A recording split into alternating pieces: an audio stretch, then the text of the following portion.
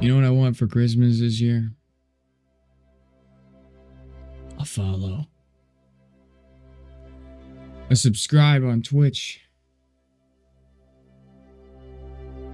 That's all I could ask for. Hello! Maybe a like on one of my videos on YouTube. I don't know. Up to the world.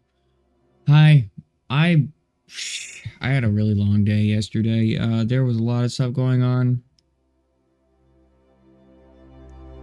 I am beat tired. I'm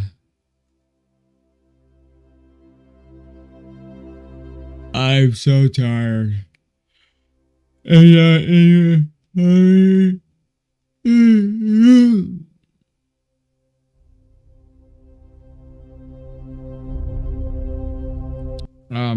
Kerbal Space Program 2.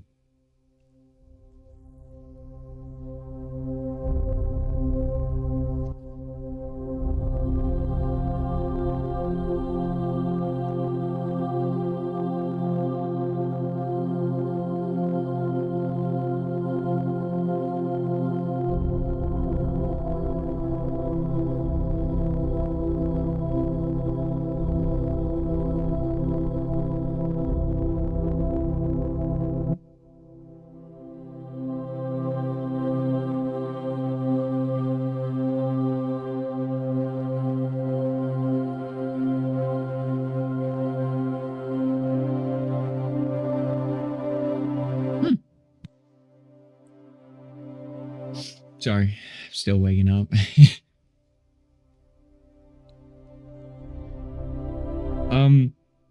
I don't expect a lot of people to be here. It is Christmas, after all. Celebrating Christmas morning.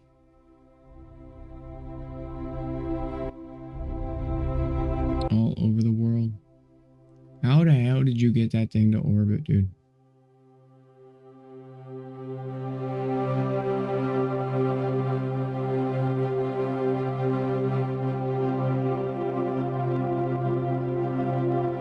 Wait, how?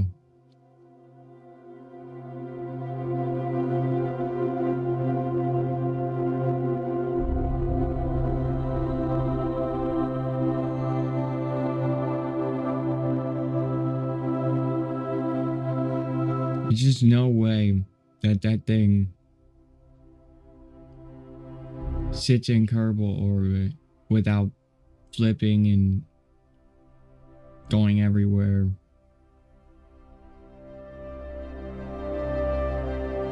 There's just no way. There's just no way that that thing is not glitched as hell in the real game. I love the menu though of Kerbal 2. That's one thing. That's the one thing I really love is the menu in Kerbal 2. That's the only thing I like about this game. And I like the science. That's probably cool. Only two things. I just woke up, guys. I am feeling groggy. I had a really long day yesterday. I had to go Christmas shopping. And it literally took like 4 hours to get food ready. I had to drive an hour. Like I had to drive an entire hour to go to this place to get this thing, this gift for someone. Then they didn't have it. They didn't have it. Okay. They lied to me on the phone about having it. Are you kidding me? So I drove an hour back. And then I had to wait 4 hours for food to get made.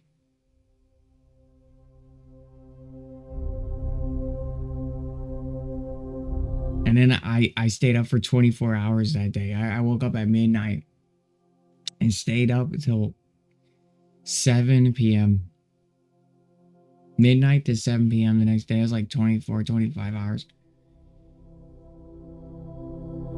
I slept for 8, 9, 10, 11, 12, 5 hours. I am tired. So I'm going to push through.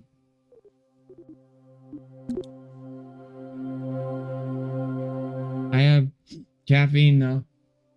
And a dream.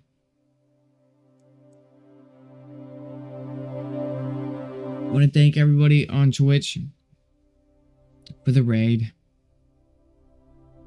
I'm pretty special of you.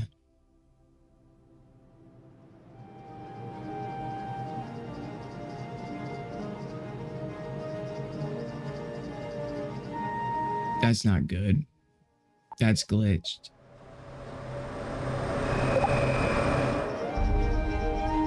I loaded the game and it's glitched. Ooh.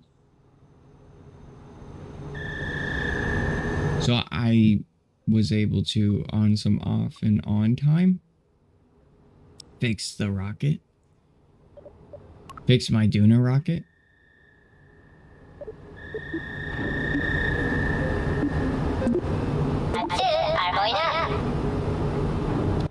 I added some things that are pretty sweet. I want to do a test flight of this rocket today.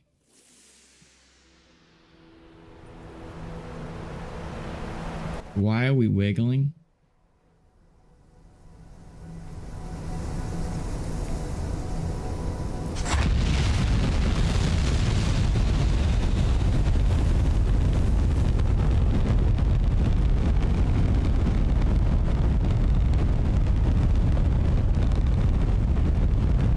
You gotta love it, dude.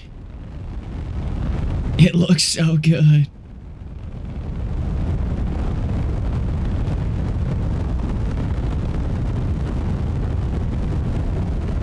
Head over to Twitch if you want to talk to me.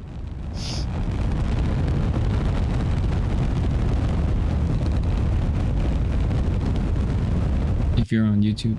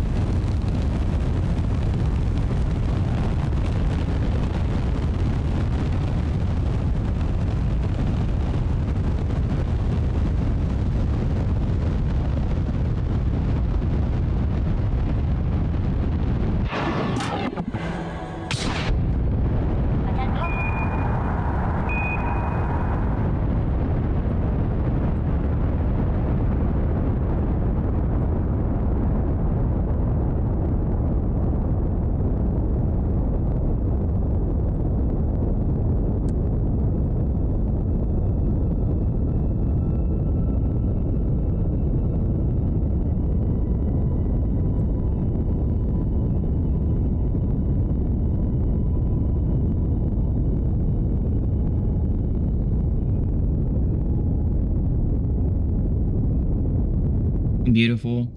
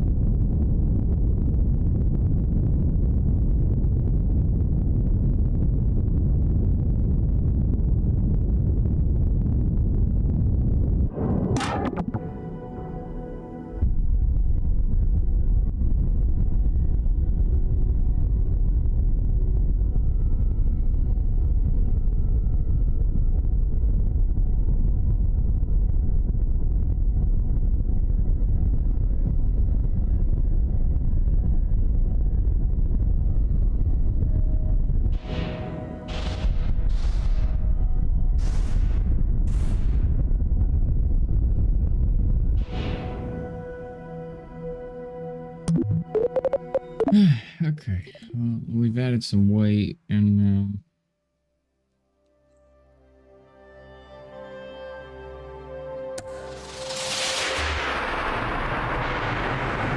we need to relaunch.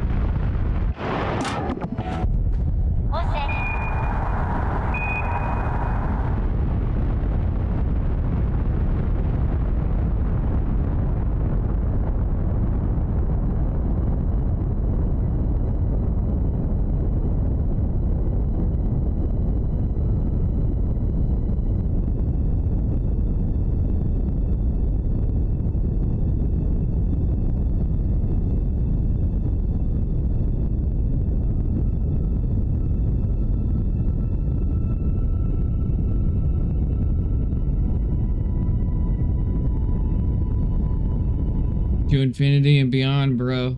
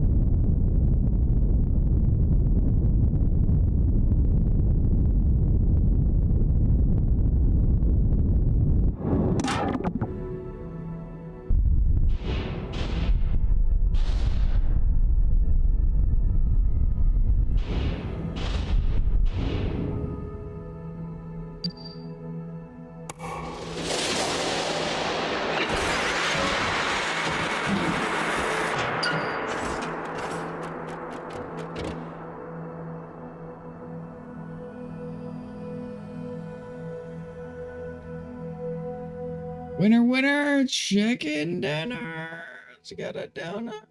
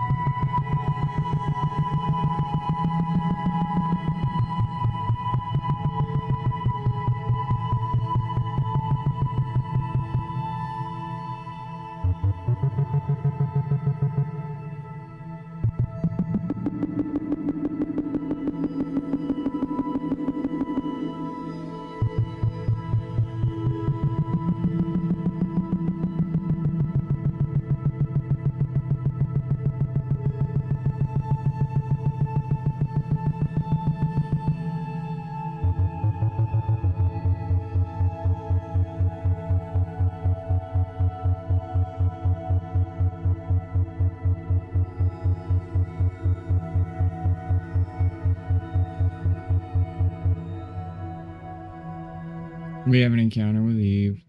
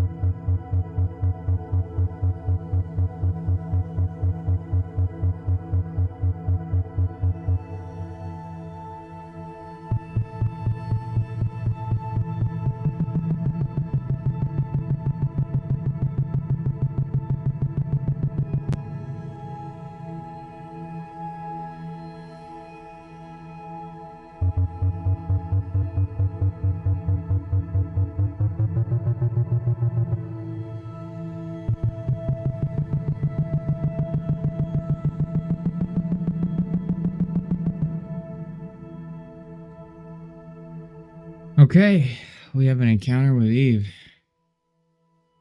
I'll take it.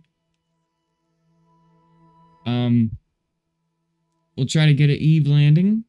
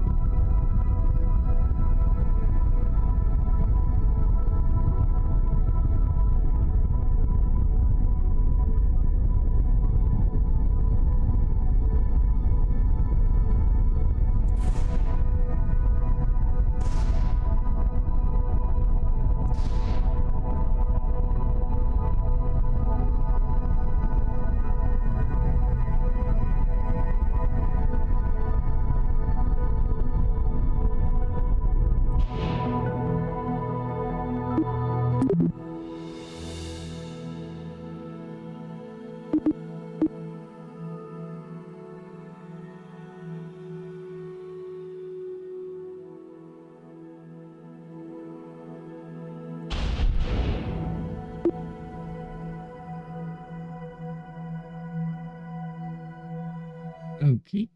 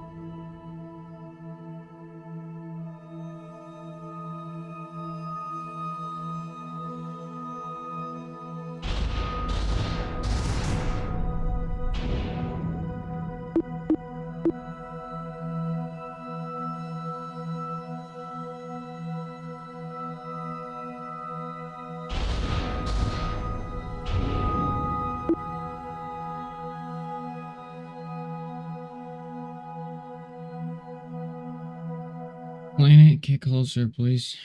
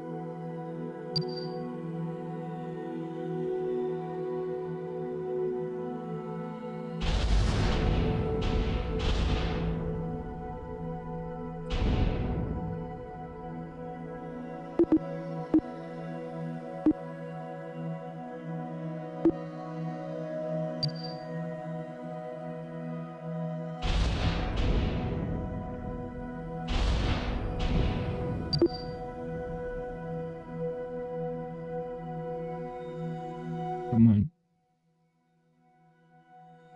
Wrap around.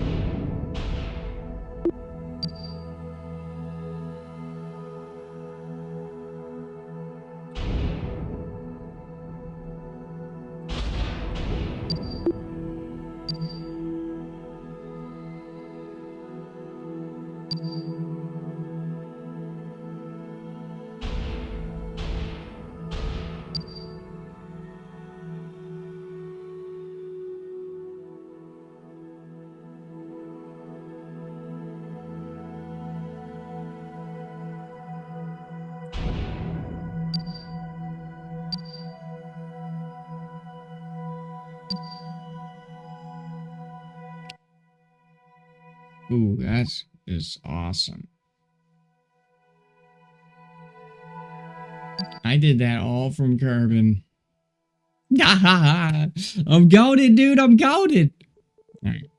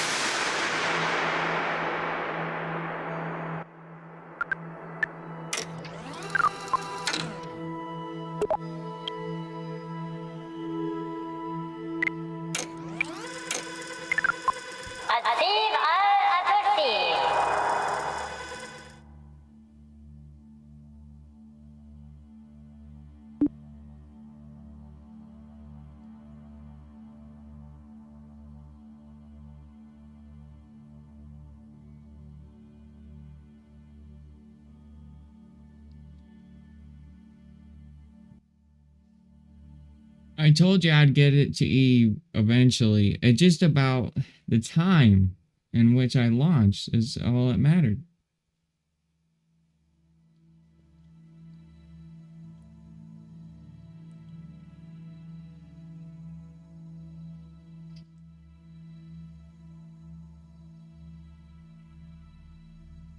You know, that's just what I was saying last couple streams. If you want to know what I was talking about, go watch it on YouTube.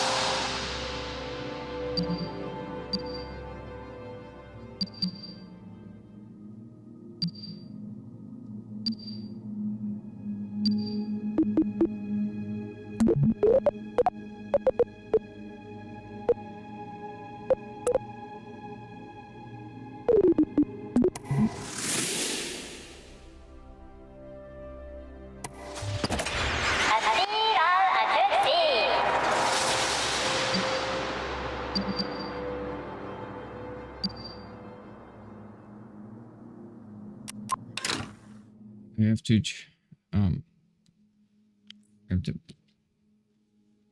take care of something really quick. Give me about 5 minutes.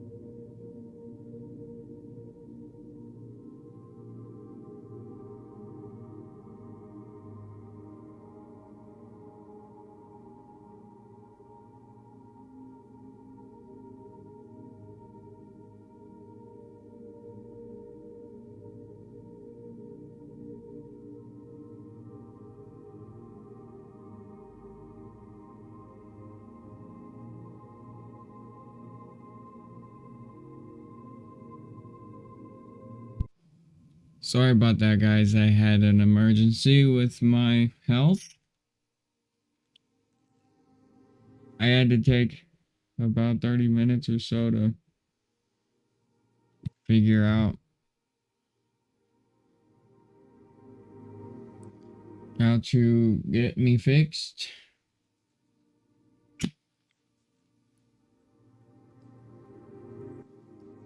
Man, I'm very dehydrated. I had an attack or so.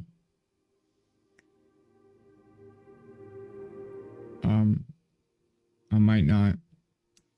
I might have another attack here.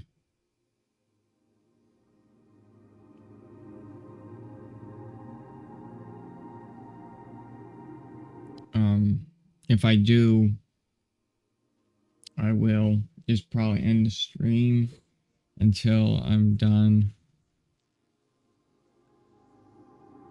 having my episode, and then maybe my episode will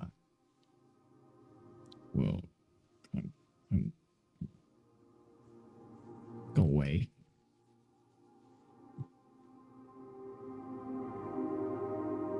It's hard to tell though.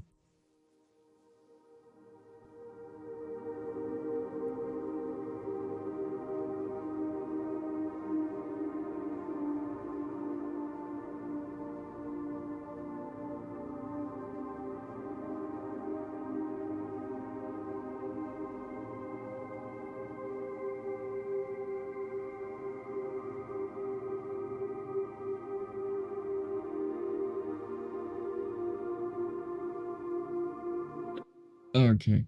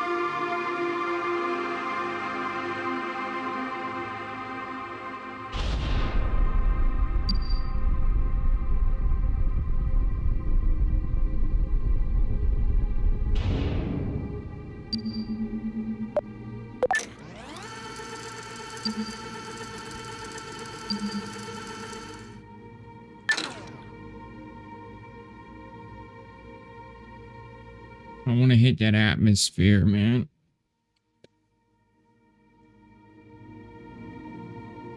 I want to hit the atmosphere. I want to hit the atmosphere.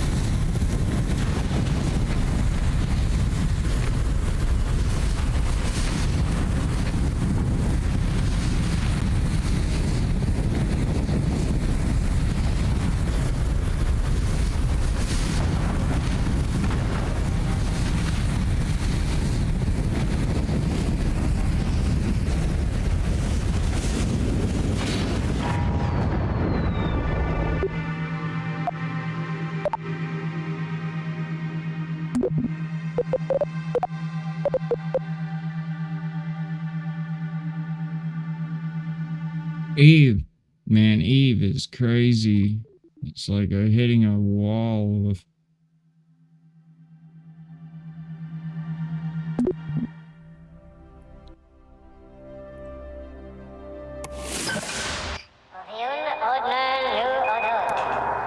Like 85?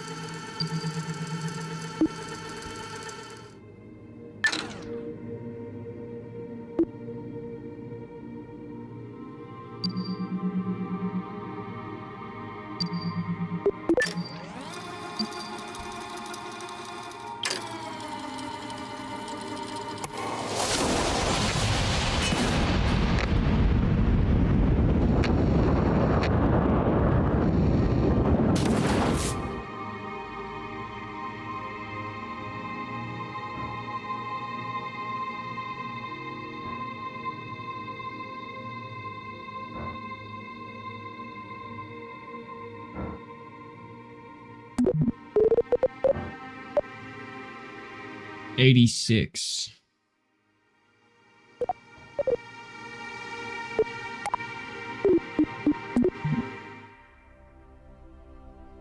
No, so the official.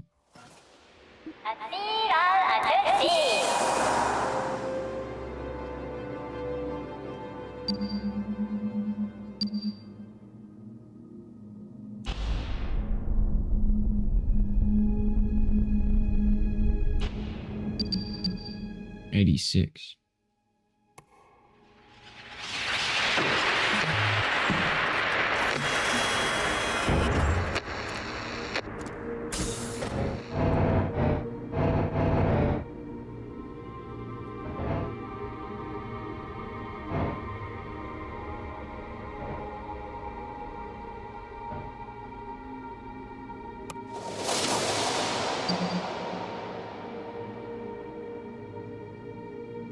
All of my sensitive components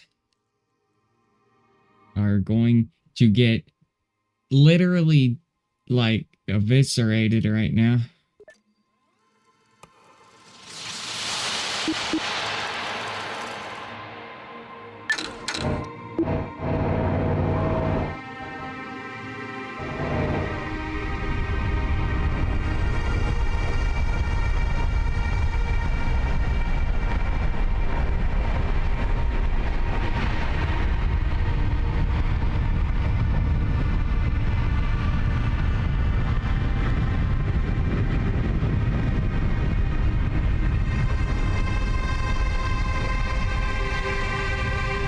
Oh, that was close.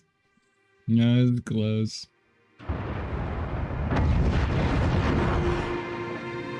All right, so 87. Okay.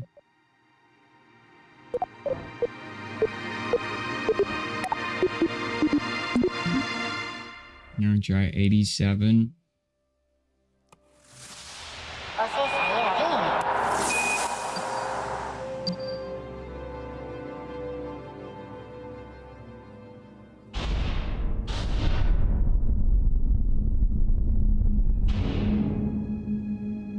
right, 87.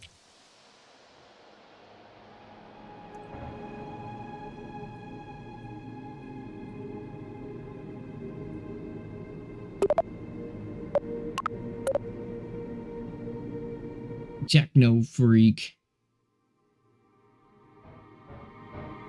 You're playing it as you're by yourself? Okay. You're lurking? Thank you, man. My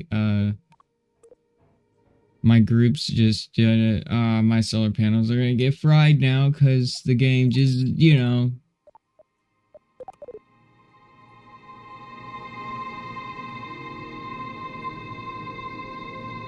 Great.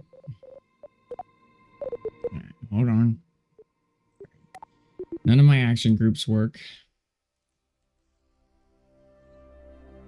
What we're performing right now is an arrow break.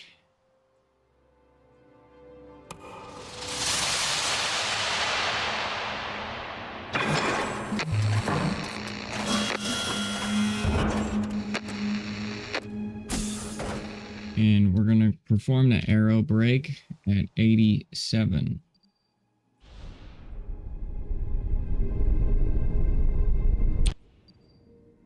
Okay. We're all good to go. Now my action groups just randomly work, right? Super strange. Can we live on the arrow break? Techno freak. Can we? Can we? Can we?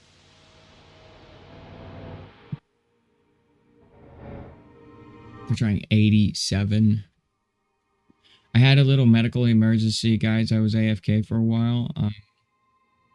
I am disabled, so I have some things wrong with me. And some, if I get another episode, I will end the stream and I will have to go take care of it. So terrible start to my Christmas, I tell you.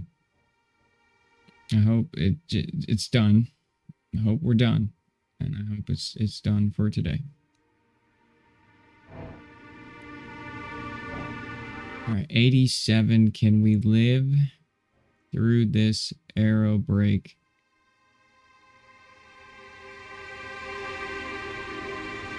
I'm going 4,000 meters a second. I mean, we're screaming by. We need to live.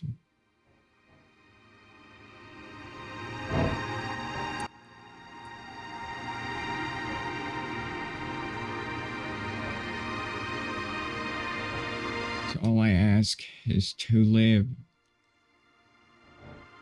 Right?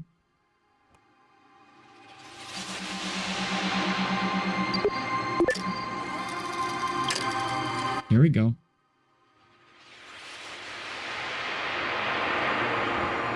That's not good. Something broke.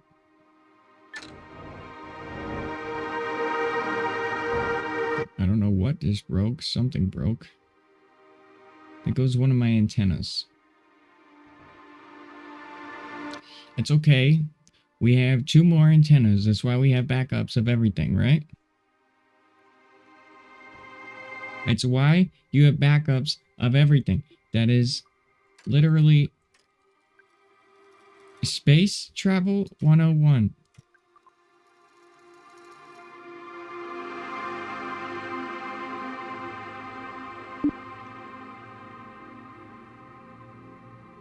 All right, we were able to perform a very small aero brake.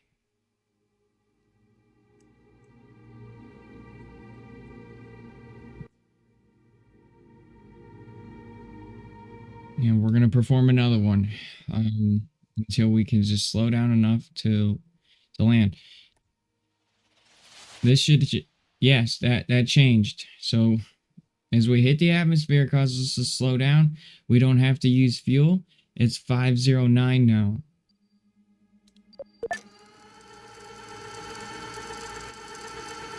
It was 577. Holy crap. This, I don't know.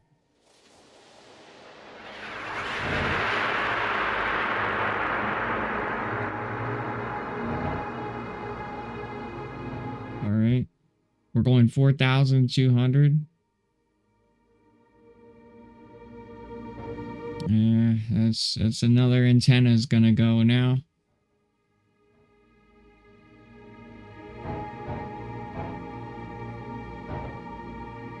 Another antenna is going to go.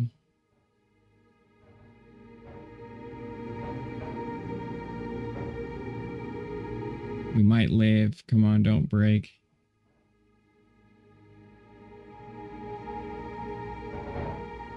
That antenna looks like it's gonna live.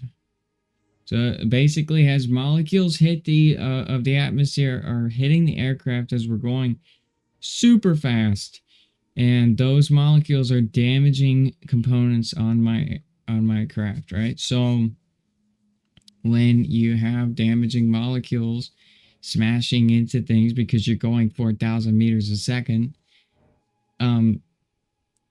it's about survival. All right, so here we go. We lived. Parts lived. I don't think we slowed down.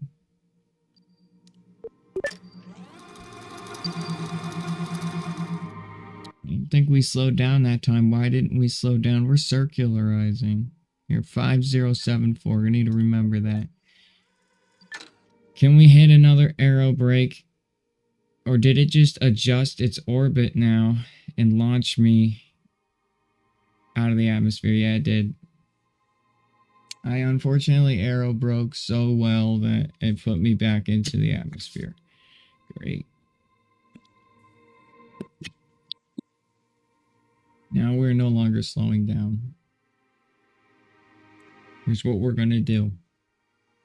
We're going to spray and pray. I have a heat shield, okay? I have a parachute, and I have a hope, okay? I have a hope and a dream, okay? The rest of this craft, we need to get Valentina, Kerbin down onto Eve. All right? I have fail-safe systems, okay? I built this rocket for fail-safe systems. We have security upon security. That's when building a rocket. There's always a contingency plan. You always got to build a rocket with contingency plans. I think I can do it. Here's what we're going to do. We're going to perform a slowdown right about here. Okay? It's going to be a full burn. Okay? An absolute full burn. All right, we're going to try to slow down as much as possible. to try to initiate the heat sink. All right, the heat sink will initiate once the heat shield is initiated. It's all about survivability. Will the heat shield survive this intense, and I'm talking really intense entry? We're talking about 3000s, upper 3000s, 4000s. The heat shield might fail, and then the aircraft will take stress. We have backup parachutes. We have crazy amounts of security. I think we can do this. So we're going to burn right about here to slow down. Here we go. We're going for full burn here. What I want to do, right, is just kind of actually burn.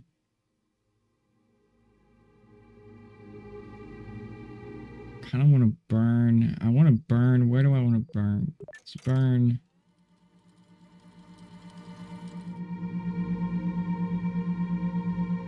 I don't know. Am I braking right now? I am braking. Hold on. If I'm braking, we're good. Hold on.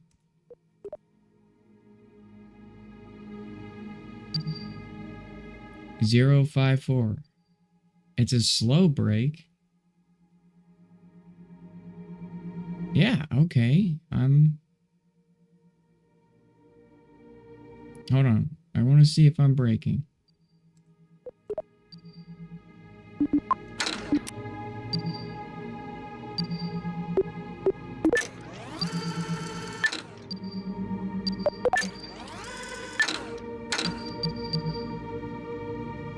.052. 51. Okay, I am braking. So actually we're good. I'm still going 4,000 meters a second, which is, if I can get into the 3000s, I'll be happy.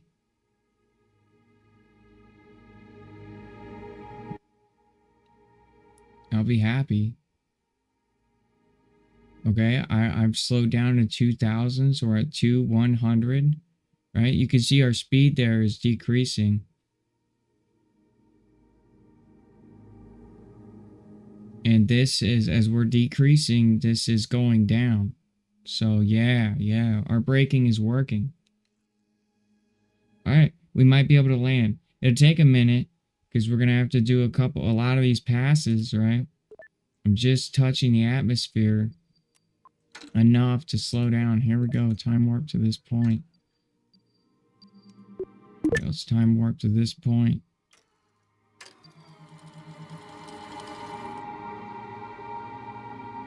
.4,027. And that's coming into the, we're about to break under 5,000 kilometers. There it goes. It's hitting its shrink as it's climbing, right? We're coming in fast. We're slowing down. And then we're climbing less fast because it's like inertia, right? And right now you can see that that's physically shrinking right there.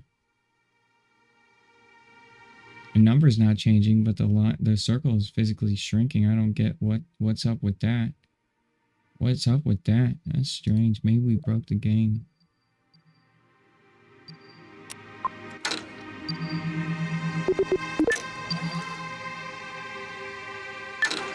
It's scary. This atmosphere is really, really potent. It's really dense. I want to land this rocket, you know. We lost one antenna so far. That's 87. Uh-oh. Okay, that didn't change. Okay, good. All right, 87. It's at 502. We're kind of circularizing here, so this is pretty straightforward.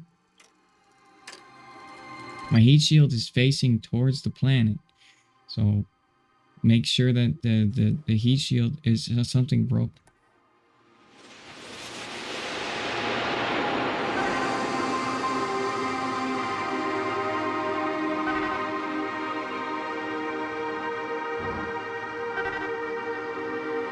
It would look like we lost... Is that another antenna? We're really slowing down right now.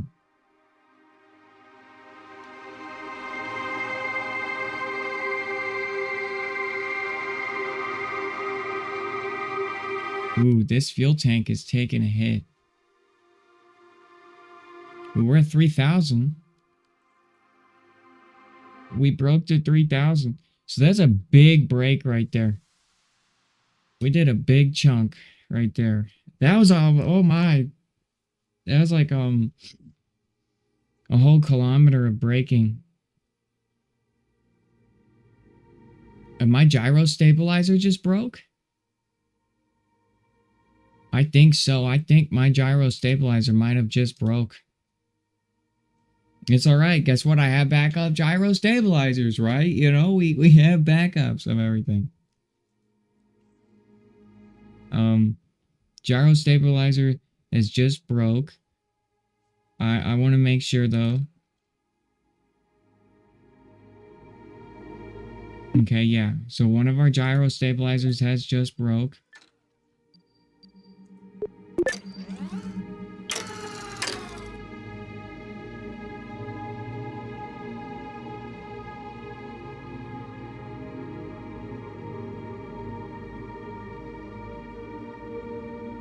Seems like that orbit now has created this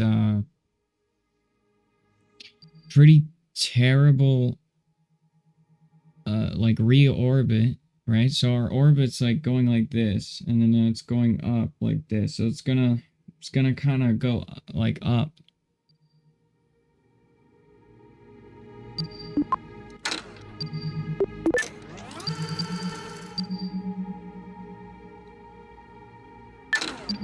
You only have 936 meters a second left in the tank. I kind of want to save that for re-entry into the planet. Here we go. We're not really slowing down until this hits like around here. I'll start to actually slow down.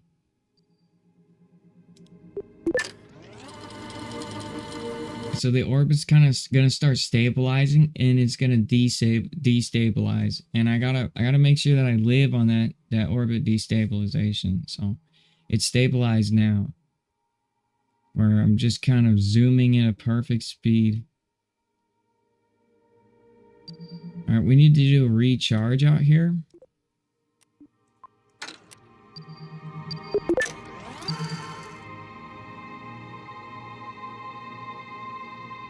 We need to recharge our spacecraft, so we're down to one solar panel.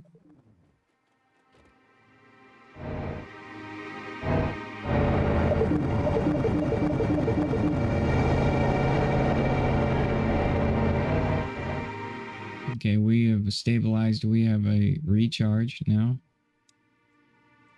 So as you can see here, our aircraft is recharging. So like I said, that's why we have 3 of each, right? So we're down to our last solar panel. It's kind of scary.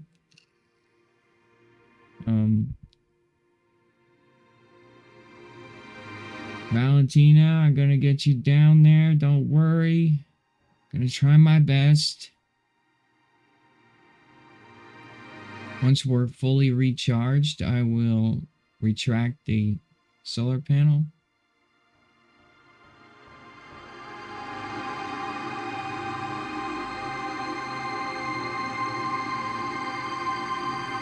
And here we go. We are going to completely retract the solar panel now.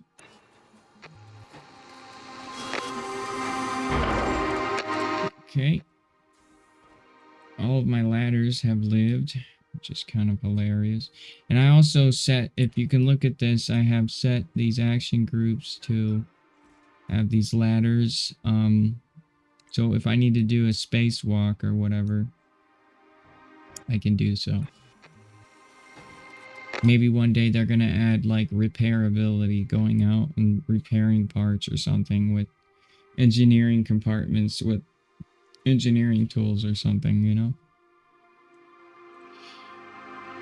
Just future-proofing this rocket, right? Alright, here we go. We're gonna see if we can live now. We are a full charge. Remember in the Apollo SR-72 books, they talk about having a bunch of backups of everything is success to spaceflight. Remember that.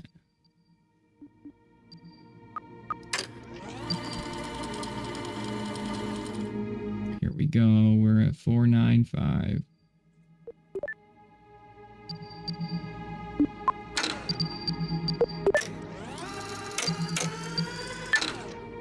So I need to wait till this orbit kind of destabilizes again.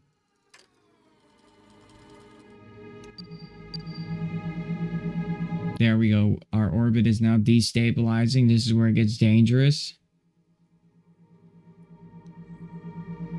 Because we're going to start taking a little bit more of the atmosphere every time. And now we're beginning our slowdown now. As you can see. Orbit's destabilizing, it will restabilize, and it will destabilize, and then it will restabilize, and then it will destabilize, and every time it's a risk.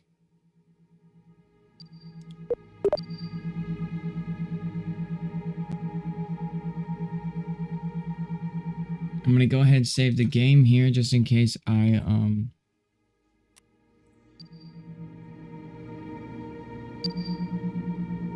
need to come back to this point.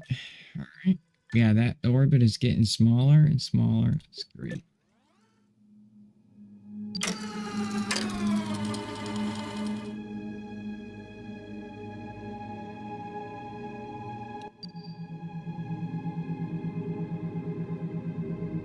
Alright, and there's the slowdown.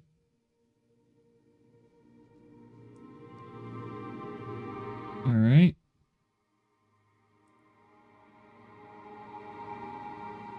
And what are we doing here? This, okay, the orbit has stabilized. We haven't, right, so we didn't make any moves there. So it will destabilize here probably on the next pass. Looks like it's doing every other right now. Every other. As this point becomes closer to the planet, we're slowing down here. We're slowing this down, right? So here we go. That's still... Okay, there we go. We're destabilized.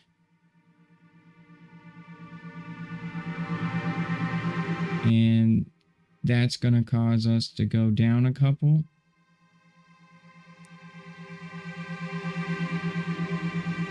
And that's pretty good. It's pretty awesome, actually. We're going to go ahead and recharge at this point here, just so I know that I have energy.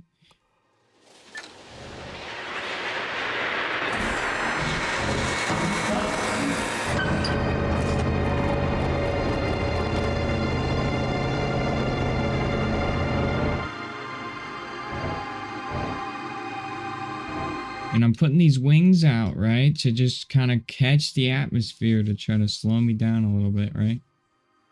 Those are also good for landing, right? Those are your landing wings. They keep the rocket always facing the ground, no matter what angle you're at. So when you're coming in for your landing, you're good to go. We're about 99% charged right now.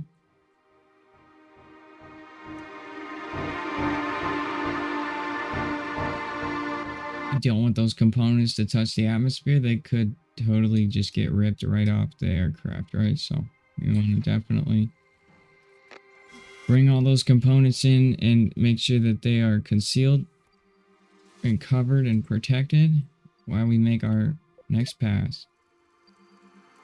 All right, we're at 100% charge now. And we're headed again around the big old purple planet. Now, I wonder if this is a stable. Nope, this is an unstable orbit.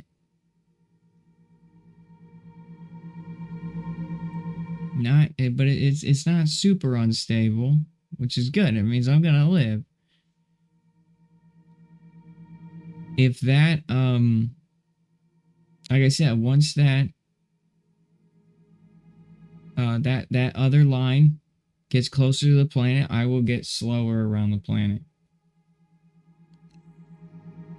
And, you know, when you're in the 100s, you know, you're in the 100,000s, we should be around breaking to the 3,000s, right? We're at 4,000 kilometers, so when we get to 100,000 or 100,000 whatever, you know, after the thousands, below the thousands, you get to the we'll be in the 3,000 speed range, which is heat sink. We know for a fact the heat sink will live there.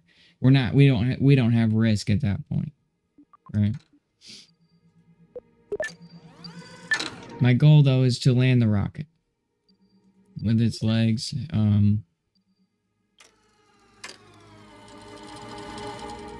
But we have a backup plan, and I could definitely land right now. I really could, but again, the rocket would be destroyed, and the failsafe would be there, right? Which is okay. That's really shrinking every time I go around. Doesn't look like it's doing much, but if you really look at where it came from, it was all the way out here where my mouse is. And look at where it is now. So it is definitely getting super close.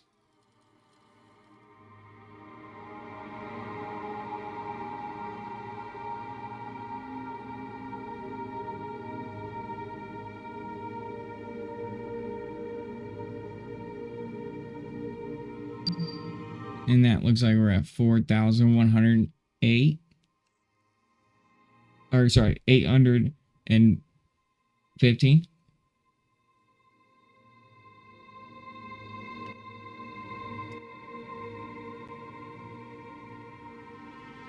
All right, I'm gonna go recharge here.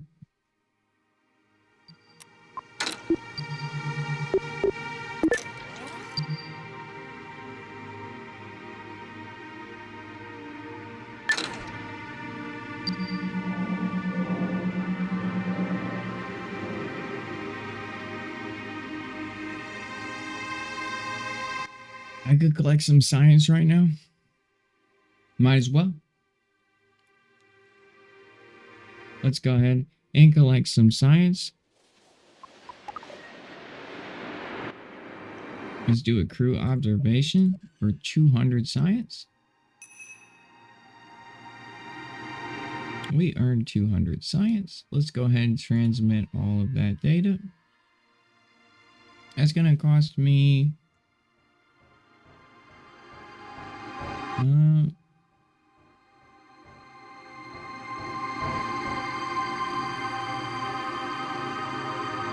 $0? Oh, okay.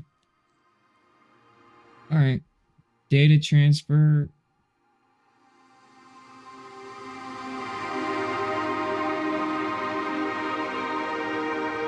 Is done. Okay, all right, here we go.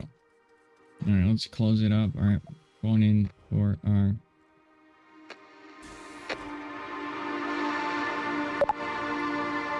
next pass right now. So we're able to get 200 science. That's a lot of science, actually. It's actually a lot of science.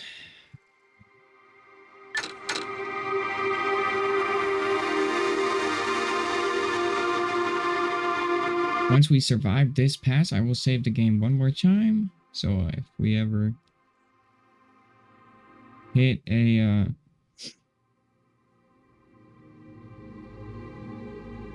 bad point, be okay. There's our or slowdown. We have no slowdown. So this was a stable orbit. But the next orbit will be unstable, so...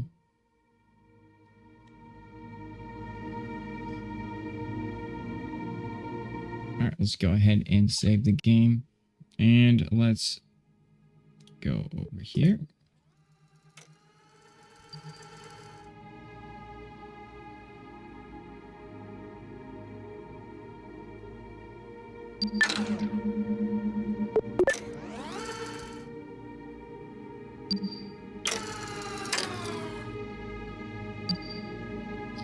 So this orbit's going to be probably unstable. Just from patterns, yes, that's correct. It's unstable. Uh-oh. I'm starting to see movement. She's taking on a bunch of G's right now.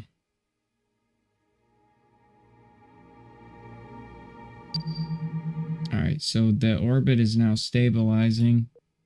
If it goes perfect, if that orbit goes perfect, that's really bad because... It means if I burn too much, right? On the next pass, right, I could completely die. So it's really risky. So we don't want this orbit to stabilize permanently. That's something that could, and it could very much happen.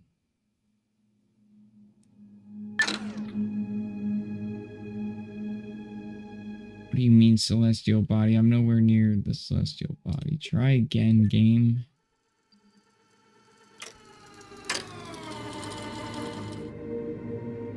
Alright, that's an unstable orbit. And we lost a part. What did we lose?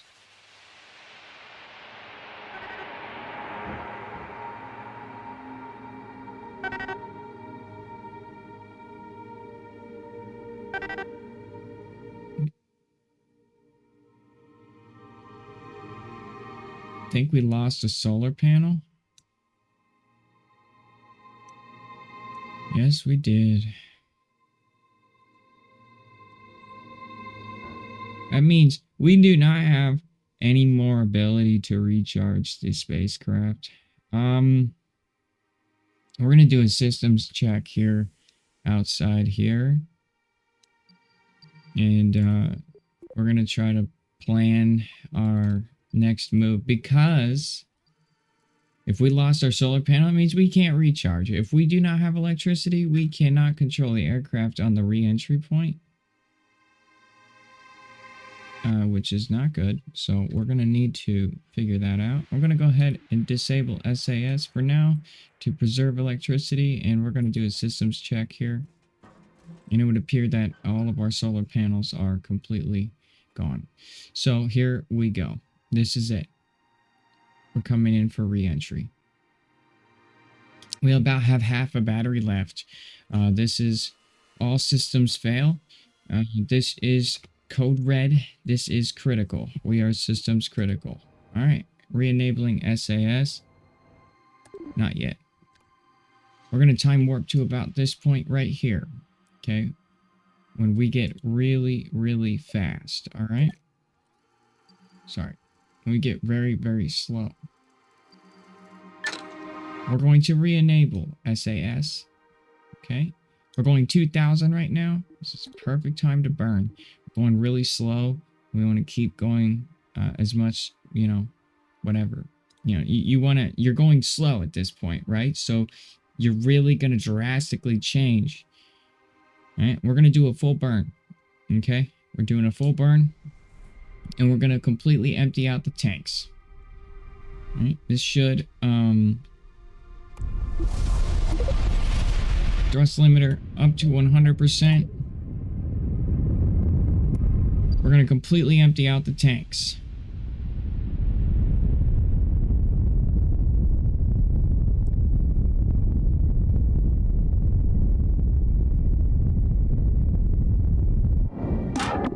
Alright, we're going to completely empty out the tanks, and we're going to aim this spacecraft to the right. We are then going to decouple in failsafe mode.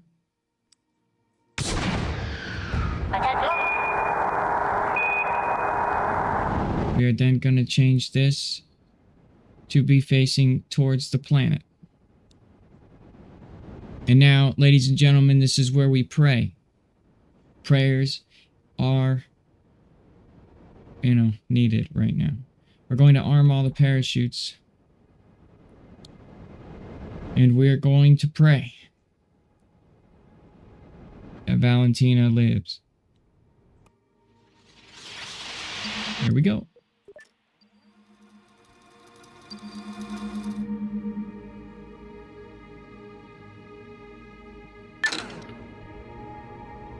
We're going 2,500 right now, and we're going to be breaking upwards to the upper threes.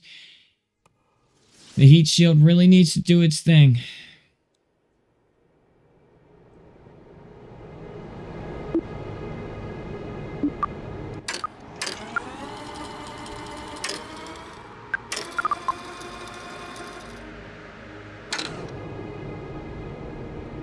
We're at 3,000.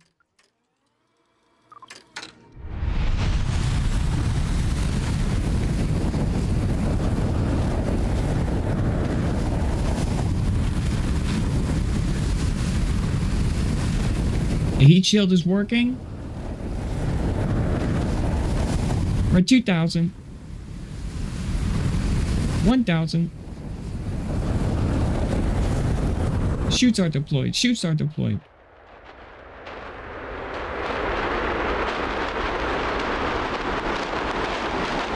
$200.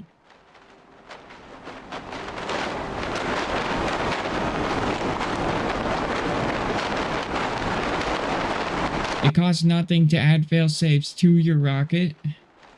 I don't care if you're playing rocket science or you're playing Kerbal Space Program. It costs you nothing to add fail-safes. They will go the extra mile.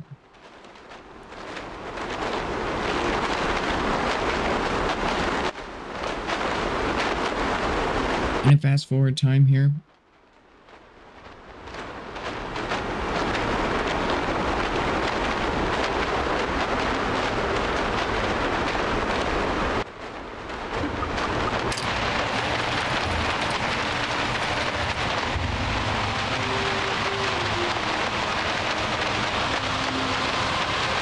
And 120, 119, 117. 100.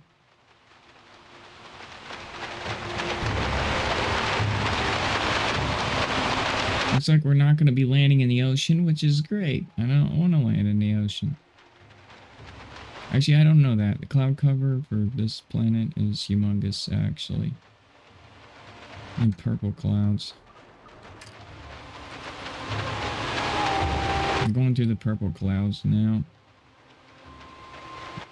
I hope it's not the ocean. Yeah, it's the ocean. Slow down, parachutes initiated. Dropping us to 25.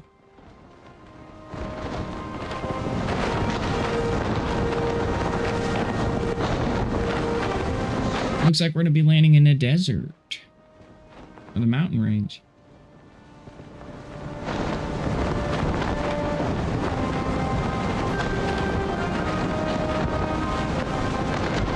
Slow down parachutes are good. I mean, they're doing all right.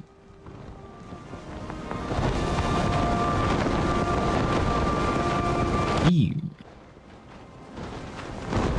Planet Eve. Fast forward time. We get it. Nice cinematics. Full parachute deploy now. Dropping us below 6.5. There we go. We should have touchdown. That heat shield really did a good job, chat.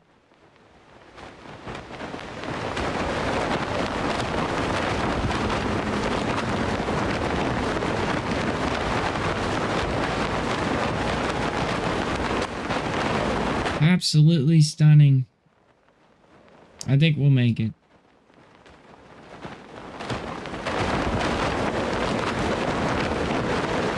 think we'll make it. Skadoosh, ladies and gentlemen. Let's get out and put a flag down.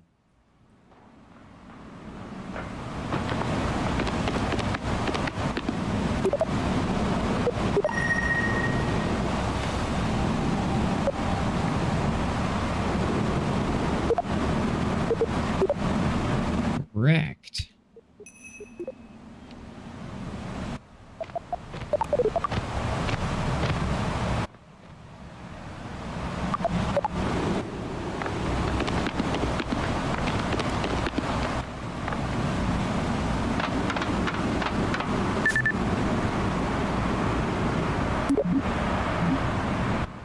All right, we're gonna hit 4 to repack our parachutes because that's my action group.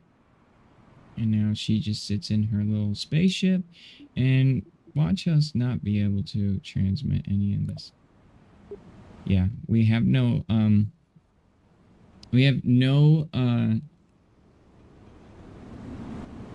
communication device on this rocket. So I need to add further fail safes for science research.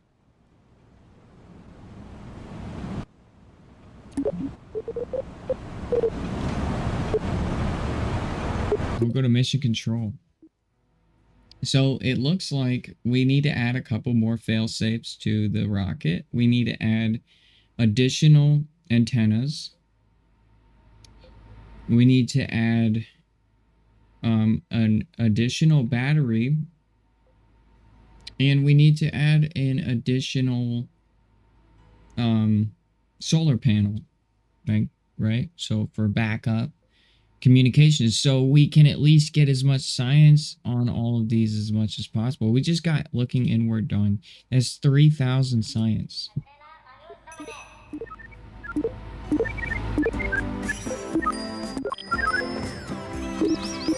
And we just got 3 more side missions unlocked. Awesome. Land on Eve with a vessel with 10 Kerbals and return to Kerbin. Holy are you serious? 10? Okay. Okay. I need to tell my... Oh my god. Oh no, oh no, oh no, oh no, oh no, oh no.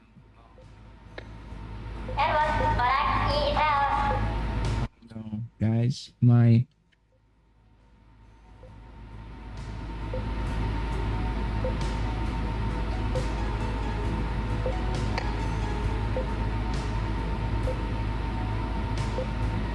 Oh no, that's not good.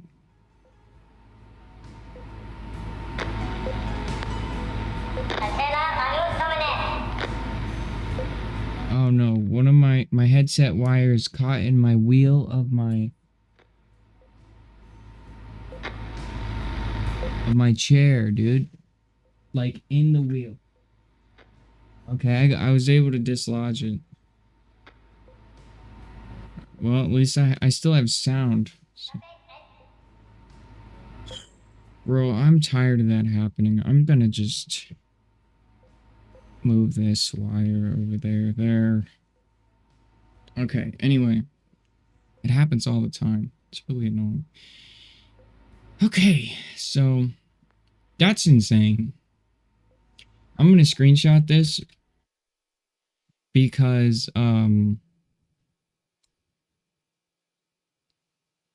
my friend, he's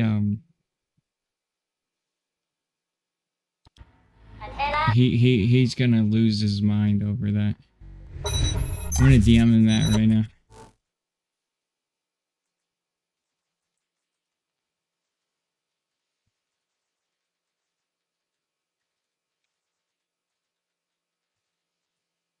I just sent it to him. I'd like to make a prayer out to Tango Down 19 Kilo. Tango Down just hit me with some news today. Good friend of mine. And apparently he's got stage 3 cancer, so It's a moment of prayers for him. So this isn't this sad moment, but it's, prayers can go somewhere. Have faith. If you're not a Christian, or if you're not a Buddhist, or if you're not Muslim, it doesn't matter. You can still have faith and prayers,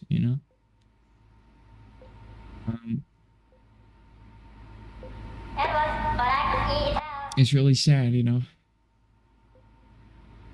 I lost a lot of people in my family to cancer, and I will probably die to cancer. It's genetic for me. My time will come.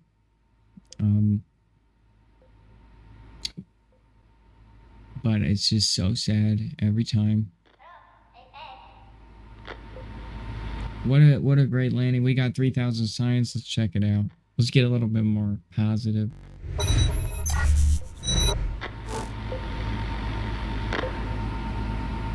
Sorry to go dark on y'all a little bit, but, life is real.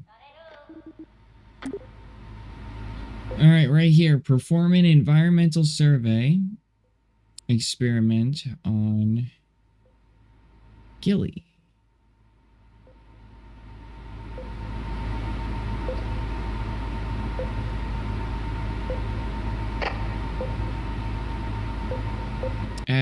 At the Oblique Impact site. Gilly's.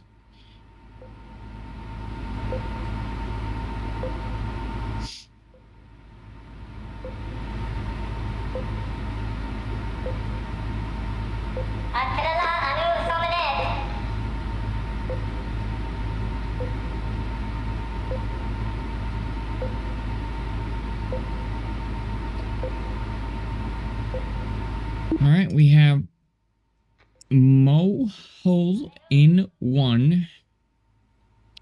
Land in the Mo Hole on Moho.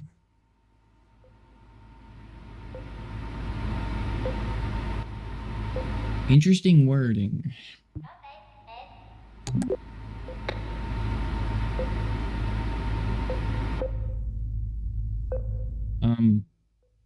Valentina is dead.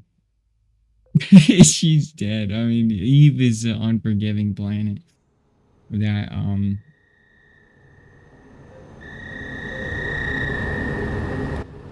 that will kill you. 10 Kerbals in a return mission. That's awesome. KSP devs, thank you for giving me a true challenge.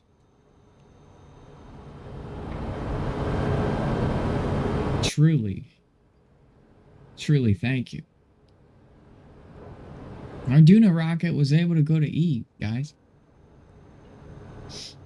Let's go.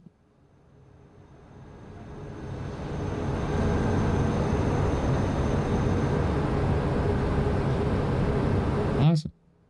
So let's go ahead and load this up with some more fail-safes.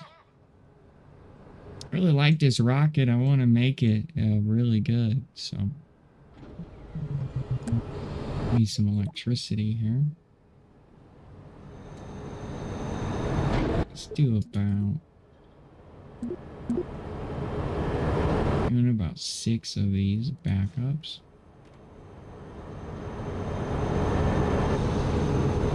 Now this is for fail-safe scenario.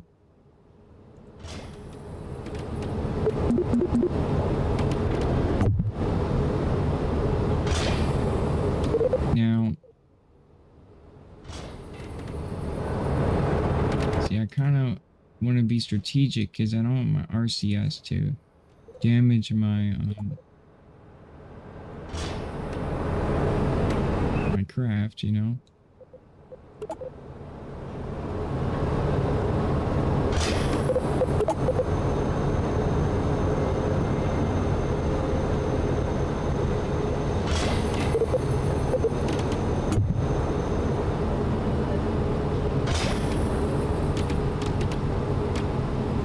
That should be pretty awesome. And we don't want to add too much weight, right? So We're gonna grab a communication array now. I kind of want to place this in a strategic spot. That will be good. And that'll do. And we're going to need one more piece of equipment, and that would be a battery pack. So,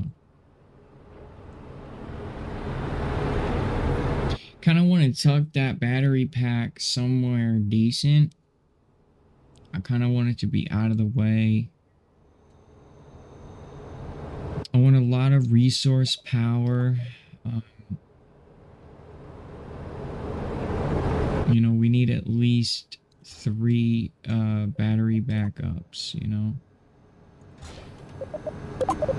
Do not want to add too much weight. I think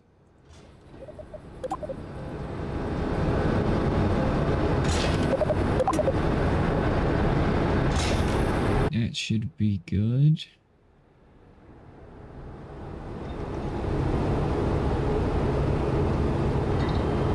Let's grab some more solar panels and let's just try to make this thing as fail-safe as possible.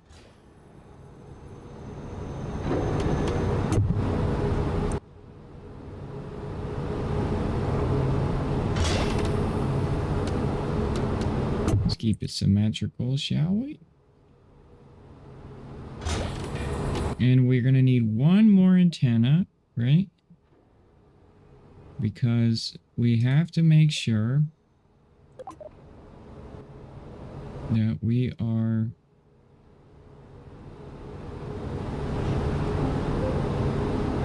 receiving signals.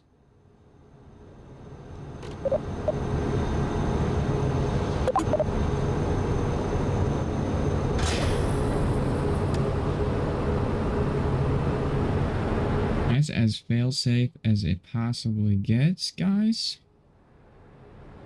So now we have another layer of fail-safe. If those antennas decide to go out, it will be kind of sad, but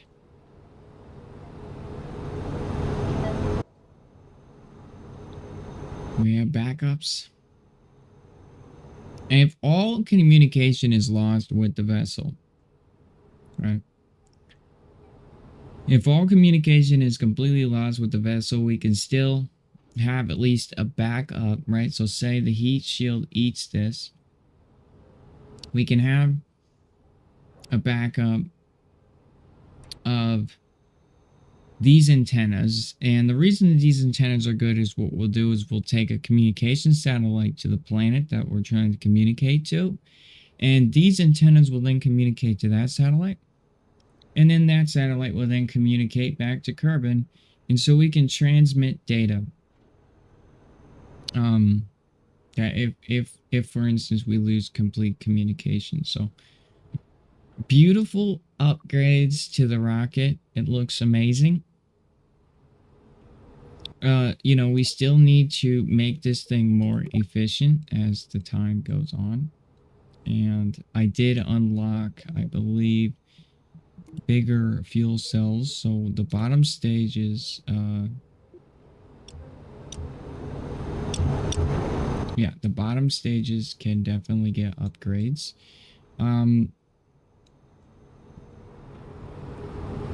We could actually add an entirely new stage to this rocket. And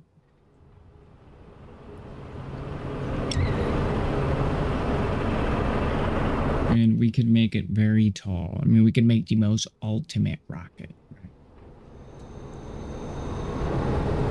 Right? Which is sick. We could make it go even further, right? We can make it go even further. So I think that's what we'll do, actually, is we will go ahead and start prototyping a new a new addition to the rocket. So let's go over here to our LGs and let's place our decoupler on there. And so our LG would go MG here and place that there like so. And that should give us enough room to clear.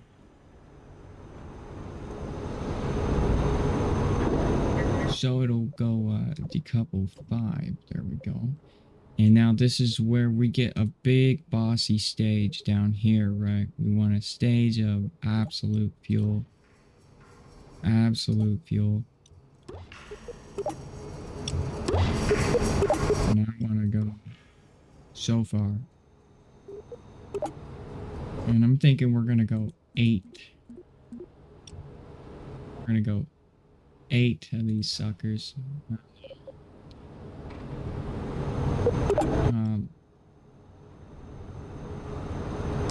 Okay. Kind of want you to be symmetrical, man. That's like not hard to ask.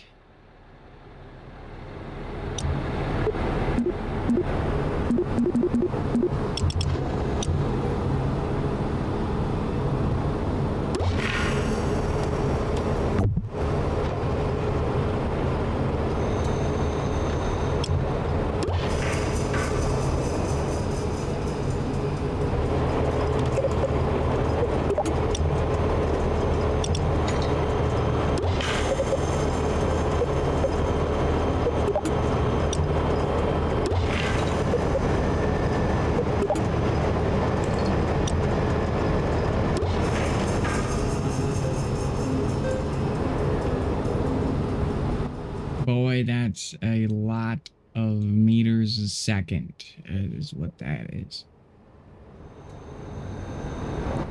And I love it. I love it. Those are going to clip into that. So all you need to do is take that. Take those away. Let's go ahead. I want to make this symmetrical, right? So let's go ahead. No. Dose. Trace. Quattro.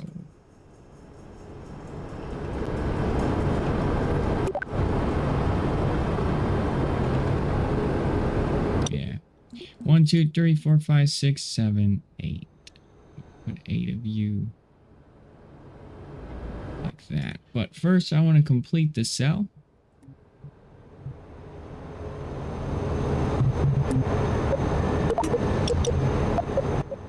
And to complete the cell, I'm just going to go ahead and grab an adapter, and put this to be, nope.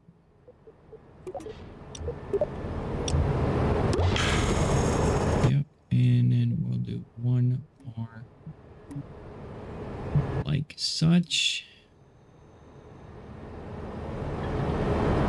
Aerodynamics, and complete the cell.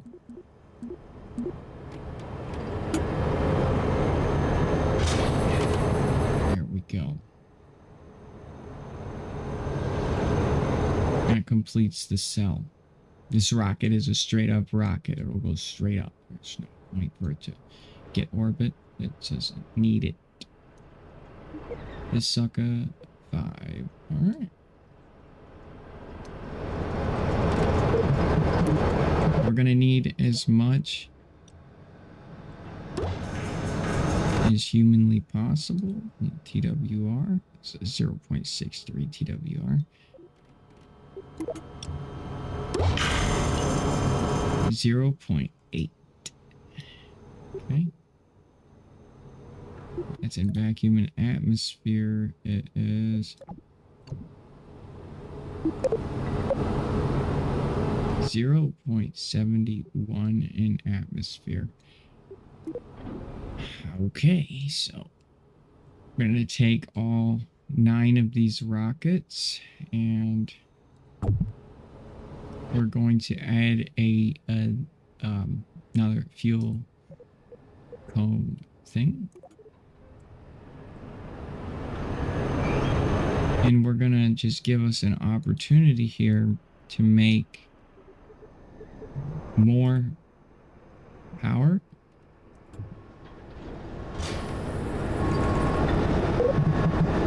Or grab our adapters. We're gonna make this guy.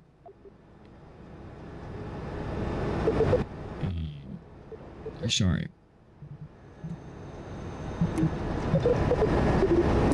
Grab this guy to this guy. This guy to this guy to this guy. 0.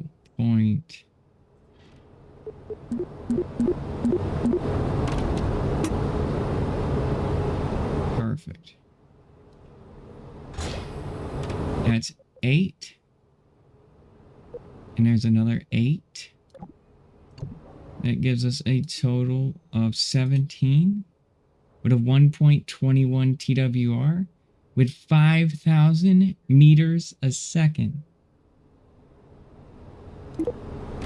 Holy moly. That is wicked sweet, dude.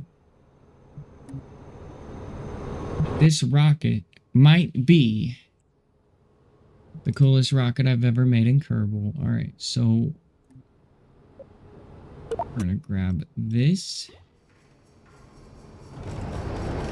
And that is a hellishly humongous rocket. And I love it. Absolutely love it. 18,297. Alright. We're going to go ahead and save this as... We're going to save this as Duna Mars. And we're going to say Duna Mars Large. Alright, so we're going to save this as a separate...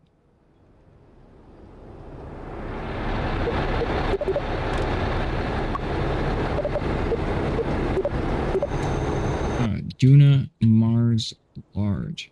We're going to set this as a separate rocket. I don't want to save over the original one because the other one has its purpose for getting to the moon. And this rocket right here, stunning. Let's go test the capabilities of our rocket. Let's go. I want to take off in the day. I'm really tired of taking off at the night. So we're going to go to the mission control area. And we're going to go from the mission control area to the tracking station.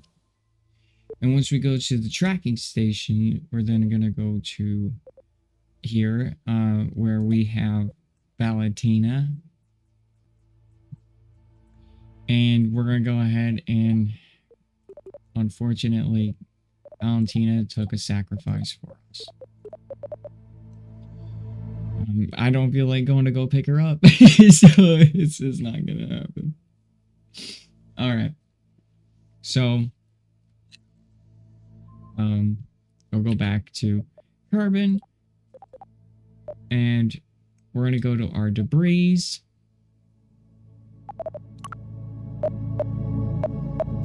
And we're going to go ahead and delete them so our game can breathe. And beautiful, right? Absolutely beautiful. And yeah, it's daytime. We can tell. We don't need a fast travel time. Okay. And we can go to the vehicle assembly building. And we can commence the first test flight for our upgrade. Our Duna Mars Extra Large with 18,000 meters a second. God damn. So,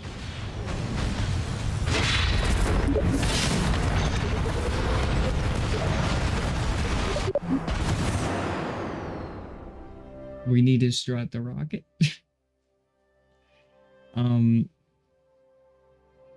Maybe not, actually. Maybe we don't need to strut the rocket.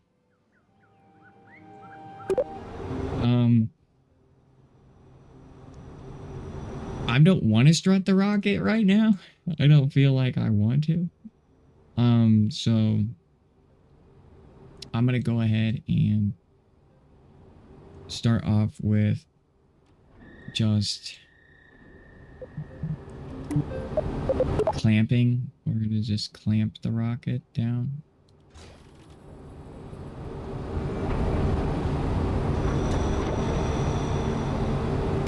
So I hope that it'll allow us to clamp this rocket. We have 8 clamps there. And we'll put another additional 8 clamps there. Make sure that they don't obstruct anything. Okay. And my camera is glitched out. It's good. So the center stem is really where it gets kind of tricky. So what I could do is put a clamp here. Okay. And then place a strut here. And that doesn't work.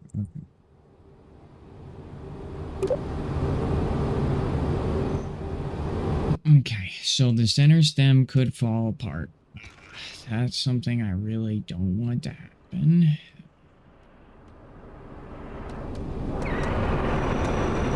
So I'm gonna try to sneak a stem in there without it obstructing anything and creating friction on the launch. But it looks like it is going to obstruct, so. But we're gonna go with it, okay?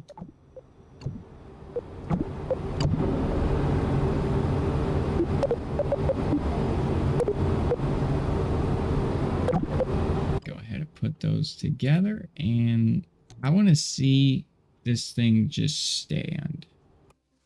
That's what we're looking for.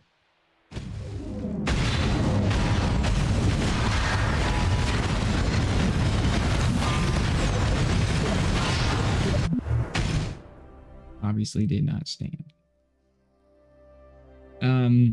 So that center clamp didn't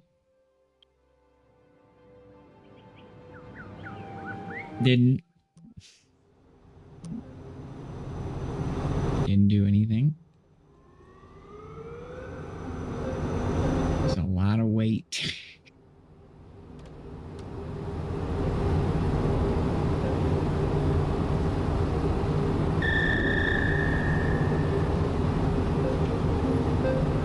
So what I'm going to do is I think that this thing created a obstruction.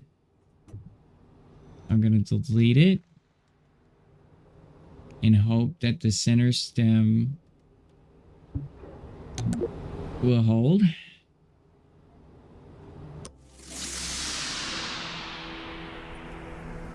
It's holding. It's holding. It's holding. Barely. Look at it. It's like barely holding. We did it, guys. We freaking did it. Merry Christmas. Merry Christmas. Here we go. 3, 2, 1.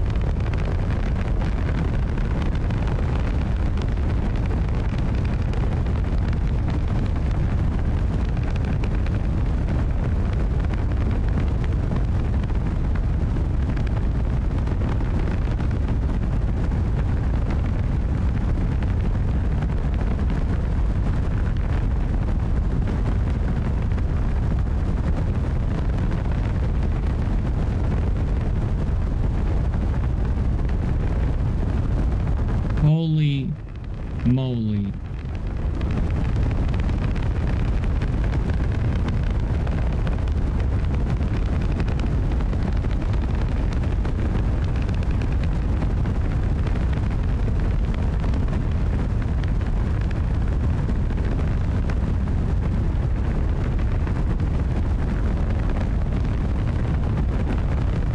Holy moly, moly, holy moly.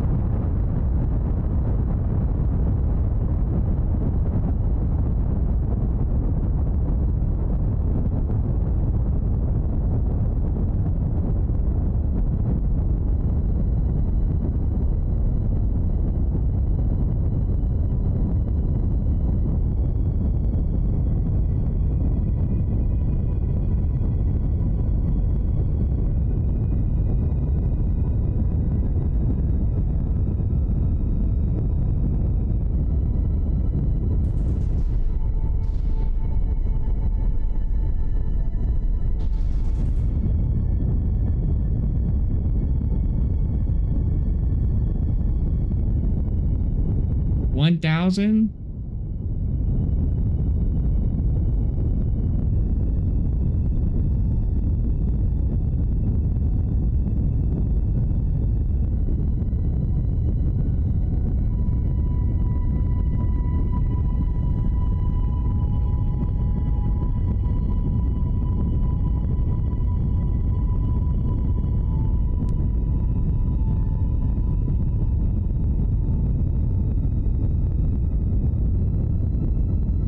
It's just insane. I have like 10 FPS.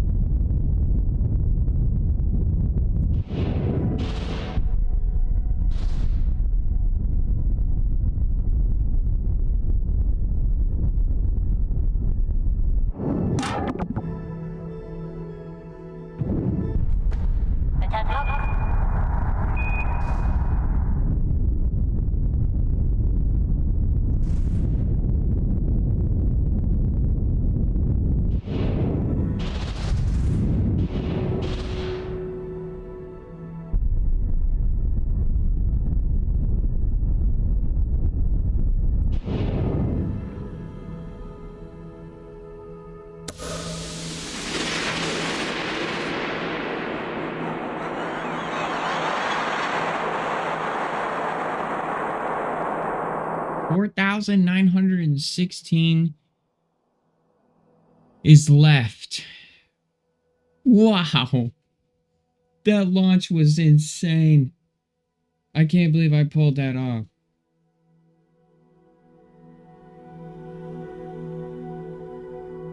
That was like 6 FPS at like some points. I was like at 6 FPS. That was 17 rockets of like the biggest like rockets in the game. And we have Kerbin escape. So I might have to work on getting some things to be better at like FPS wise, maybe, you know, shrinking that rocket up a little bit to help it, you know, be less that. Because holy moly. That puts me at 4,916. That's a lot. That's nowhere near the Joule, right? Like my Joule rocket is way more superior for this, but this lander gives me the capability to land on Eve and land on planets now, because I have 4,900 to get to the planet and circularize and then land. So this is great. This will get Jebediah Kerbin to Duna. So let's try this, right? Let's just try to get to Duna, okay? And from Duna, let's try to land. We know that the smaller compressed version of this rocket lands on Duna. All the failsafe systems land on Duna, and we know that it's more than capable. There's a bunch of debris down there causing some FPS issues. That debris will die, hopefully. Hopefully it explodes.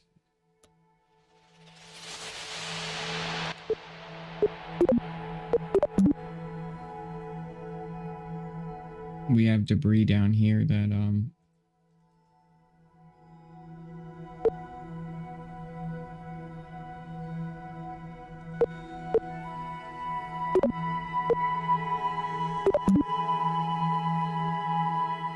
Alright, then my FPS is just slowly coming back as I delete this debris. Hold on. Ah, it's a lot of debris.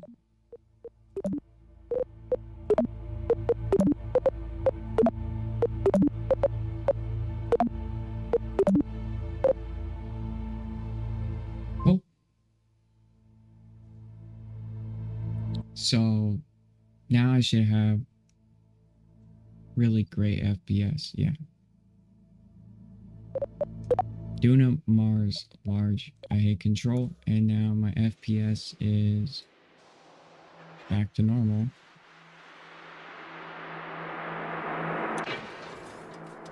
Yay.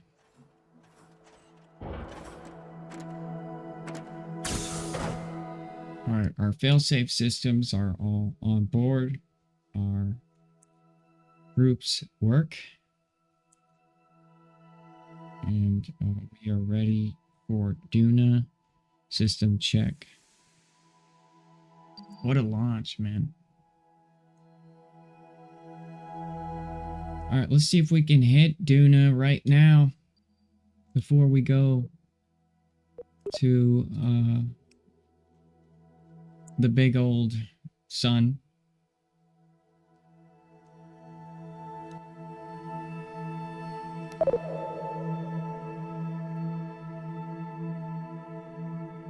So I might be able to actually pick him up because we got one down there.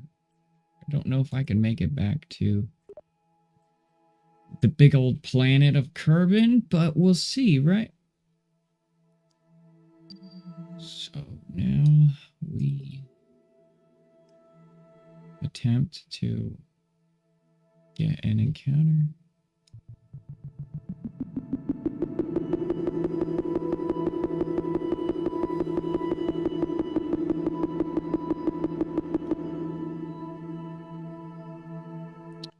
Would be no. B1 is here, so yeah. We're not going to get that encounter.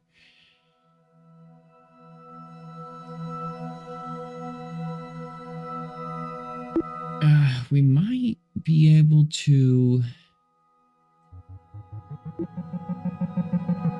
Let's go the other way.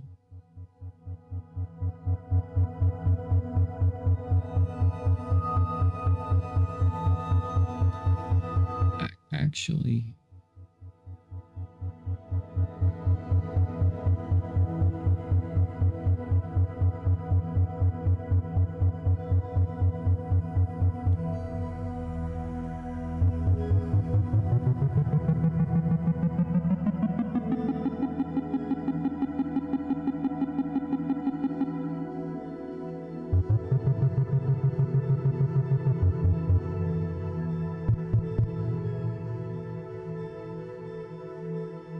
would appear not that we're not going to, so we'll have to wait till orbit. Don't want to do that.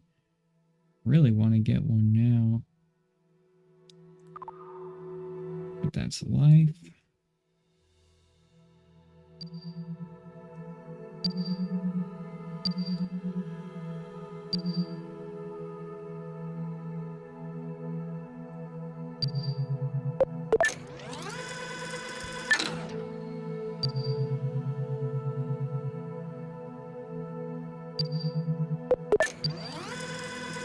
So I'm still having some FPS drop. I don't.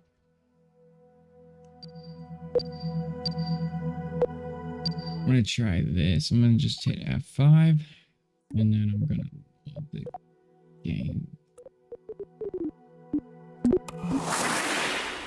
See if it's normalized, because I don't think I registered that all of that debris is gone yet.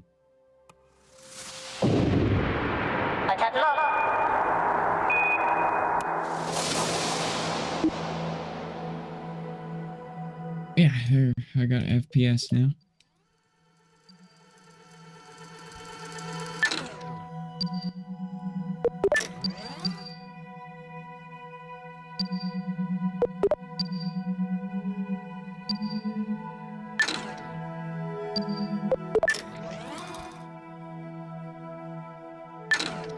Alright. Come on. Almost there. Merry Christmas, everybody, man. Merry Christmas. It's almost the new year. Celebrate another life of living.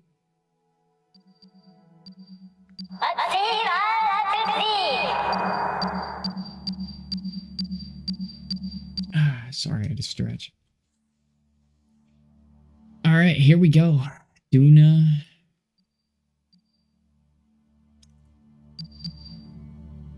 I'm gonna go ahead, delete that. I hate when I...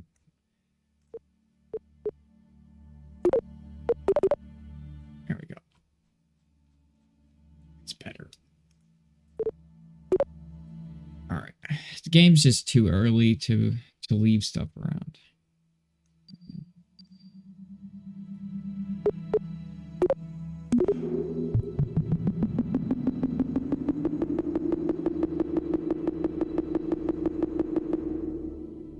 Okay, there's B1.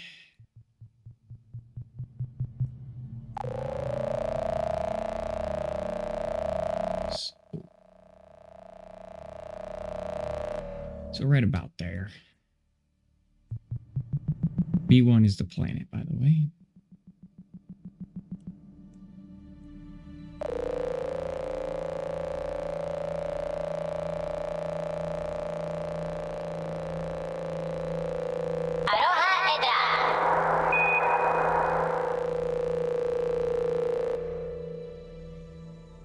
I can't stand that bug.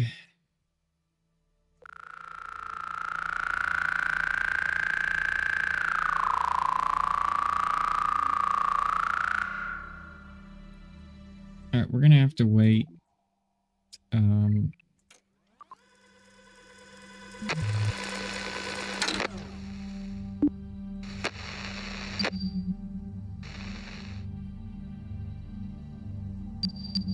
Till about, let's try this.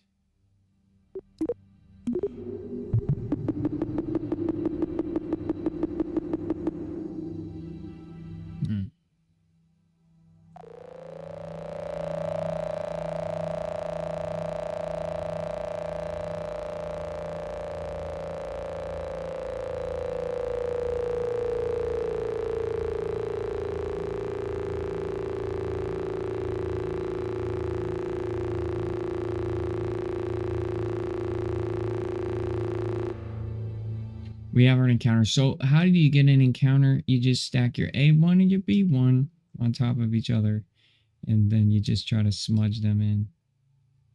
B1 is the planet, and A1 is your apophysis or your apoapsis, right?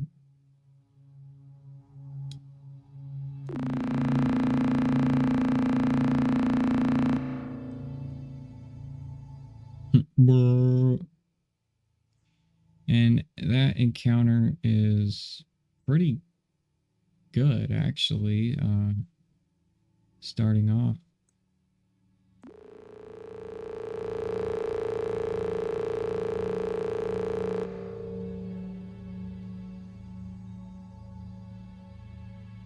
Oh, that's wicked.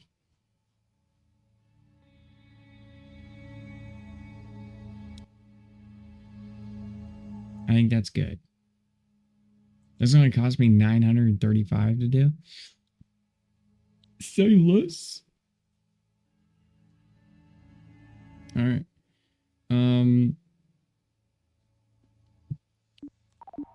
Set the target and time.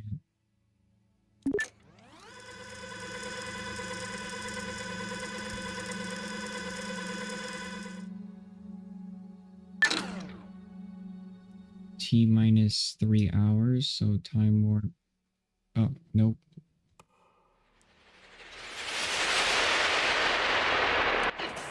Action group 1. Communication established. And recharge. And now we can...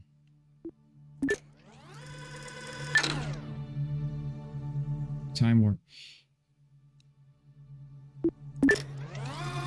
T minus 30 seconds.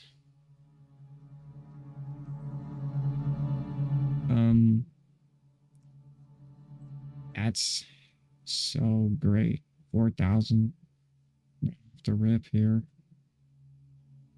16 seconds.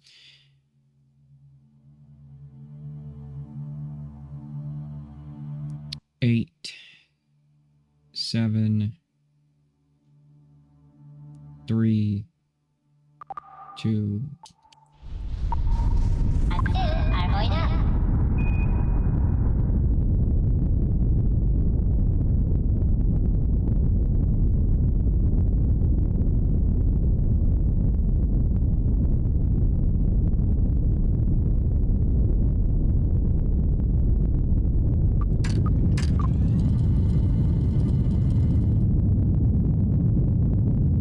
You're gonna want to match these dots.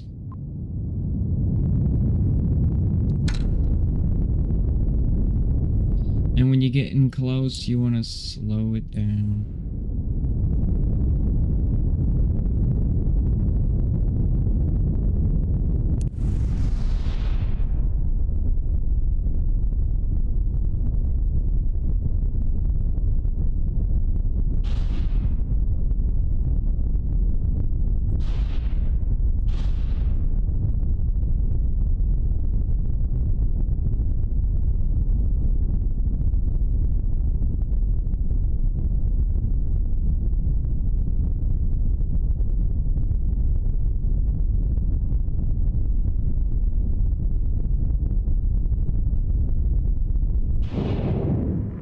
There we go.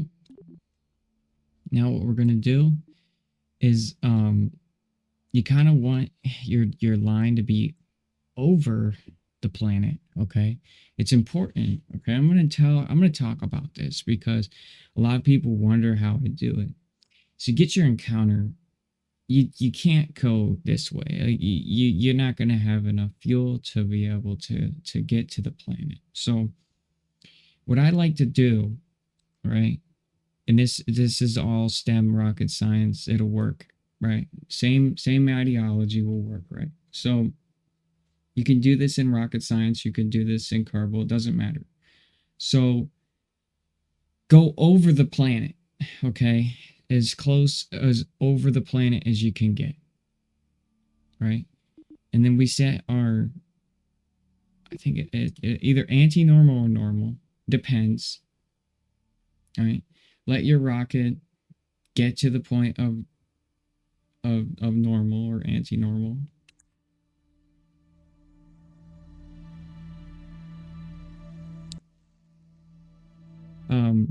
This rocket is really big, so it takes a couple seconds to get there. You'll wait till the nav ball gets onto normal.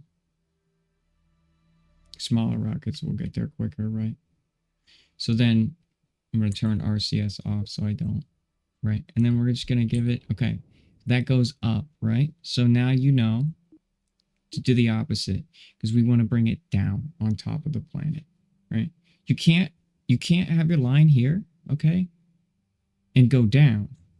Because you go down, you'll go under the planet, right? If your line is above the planet or below the planet, you can go up and down. And that's how you can get really close to your planet, burning at all the way on the other side of the solar system, right? It saves you time and fuel. So when you get there, right? When you get there, you're screwed, right? You're screwed. Because then you got an anti-normal, or sorry, you have to radial in when you get there, and then it's like you spent 50% more fuel than you had to, right? And that brings us down. Okay, and we want to get that as close as possible. That's 518 kilometers. So you kind of, this is where it gets tricky, right? If I'm 518 kilometers away from the planet and I'm a big rocket, okay, if I decide to circularize and land, the further I am away from a planet, the faster I am going to come in, right? The faster I'm going to, go around on my descend, right? Well, that's great, right? But it's not great because what happens is the closer you are to the planet, okay, the more it takes in requirement to circularize in fuel, right? That's where you have to find your balance. So you're like, okay, if I'm 518 away, I have 3,966 delta V for circularization. I can afford to, I can afford this, right? This is something I can afford to do. So here in this situation, since we had 3,000, right? There's no point to aero brake and to touch the atmosphere and shrink and everything because we have, and take damage to the rocket because we have enough to do that. So you don't want to touch the atmosphere because you'll be screaming when you come in, right? So let's just go. I think Duna's 80,000 for its atmosphere. No, it's 56, 50 or 60, right? So anyway, so we're gonna radial in, and that's gonna pull us towards the planet. Or out, right? Once the second you hit the gas, prepare to shut it off with X, X key. Because if you're going the wrong way, you know to do the opposite of that, which is obviously this. So if I go away from the planet, I know to go the other way, which I think this is right. I don't know. And it'll be different every time because you're positioned in different places. That was too much. So when you have that situation where it's absolutely too much, right? We have to go the other way now. Go to your thrust limiter, right? And bring that down to like 0.1, right? and then bring that down to 0.1. Zoom in on Duna again. And then when you hit the gas, right, it'll go super slow. And that's what you want. Now, a strategy to do would be to get a gravity assist with the moon, right? So say you're really, really trying, you don't have this great rocket, right? And you really want to slow down. Get a gravity assist with the moon, and that will be like a brake, right? It'll be like an e-brake, pretty much. As you can see, even with just the tiniest amount of of of like thrust, it still is super violent, which is kind of hilarious.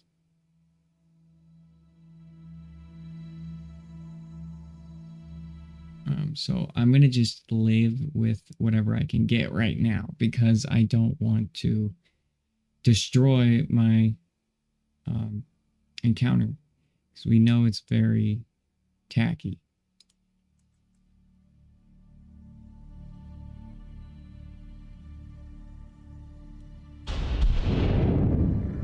Oh boy, that's insane. I'm just gonna live with that because I don't want to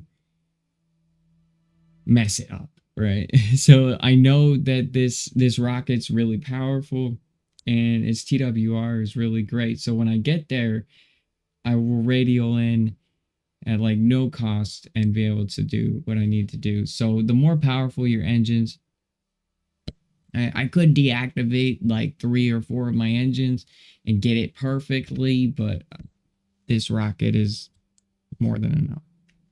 So, okay, we're good to go.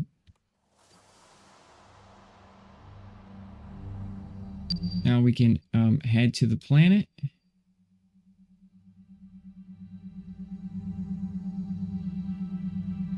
I'm going to save the game.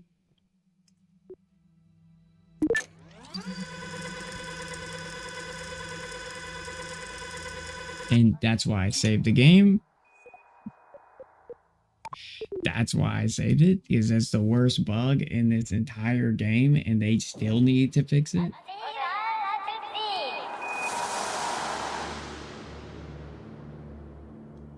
Good God. It's the absolute worst.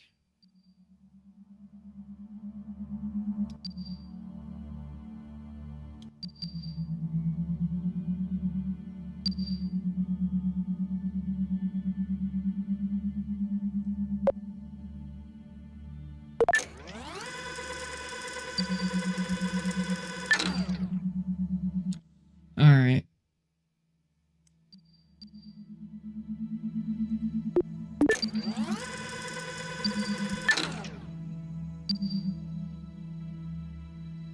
You know, even from here, you could start your maneuver, but again, it'd be even more violent.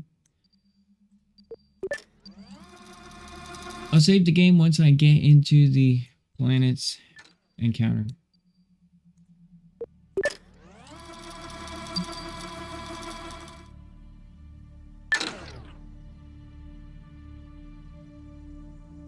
Epilepsy warning right now, because this stupid encounter windows are...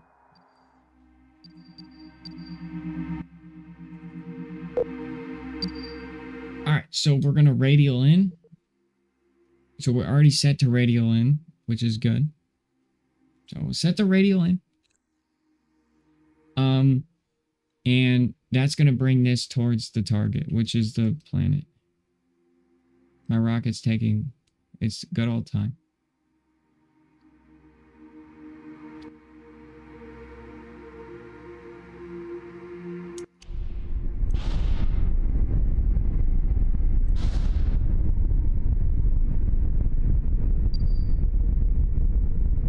Now, if you did this, right, when you were all the way out there, right, in the middle of nowhere, okay, back there, on the other side of the solar system, okay,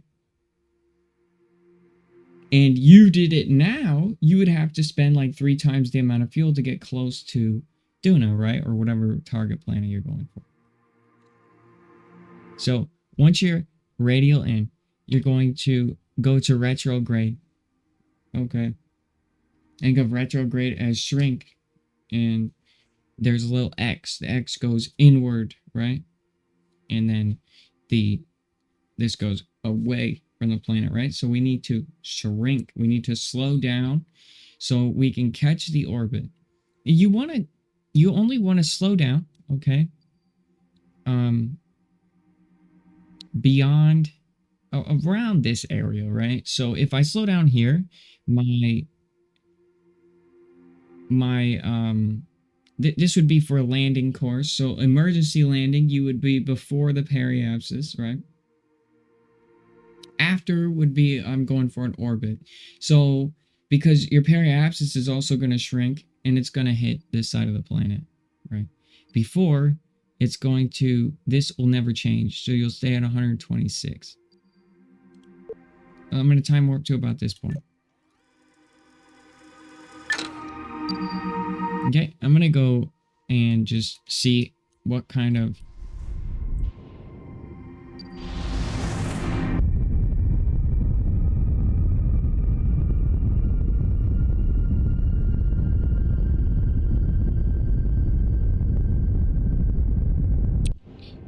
Right now, that's not efficient, right? And I need to fix that. So let's go here. Let's get that about 40. You don't want to bleed too much fuel with no performance, right? So 40.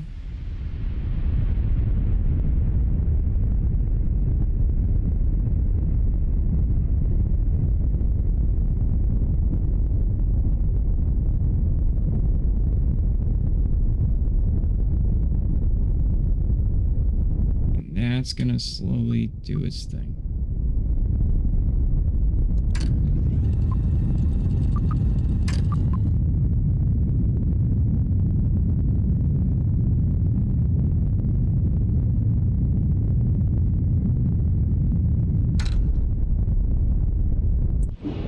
Okay, now we have a problem. This is starting to be a problem. So this is going, right? We need to wait, okay? Because now I'm going to hit the atmosphere at that point, right? So we need to go back out, okay?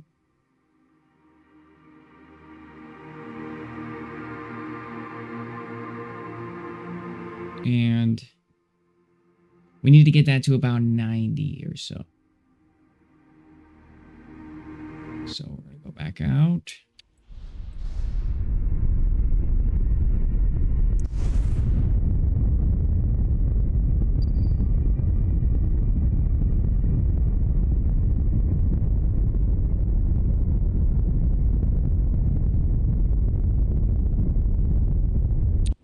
There, and it's about 90, okay? Then we're going to go past this point.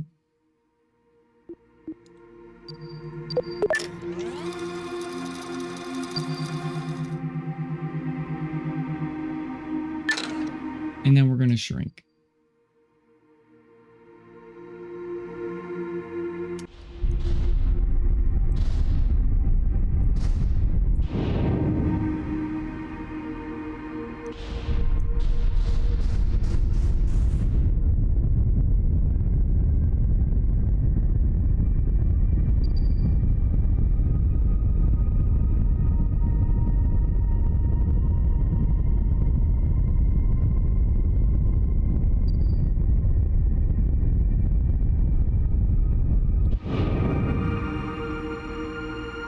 Now, I don't want to go crazy here because this is going to go low, right? So what I want to do is time warp to about,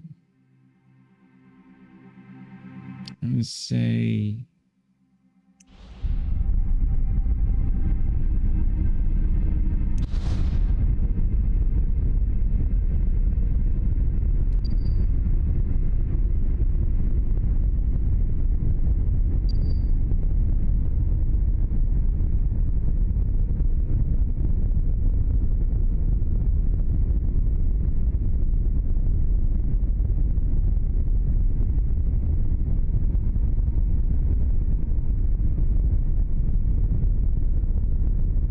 Right about there. Okay. And then I'm going to set this to go out, right? And we're just trying to get a very tight, low orbit so we can be going slow. We're going to wait for the rocket to get on course and then time warp. If this is still too high, I mean, this is still 218. I mean, we don't want that. That's going to be like 3,000 or 4,000 coming in, right? So we're going to time warp to this point right here.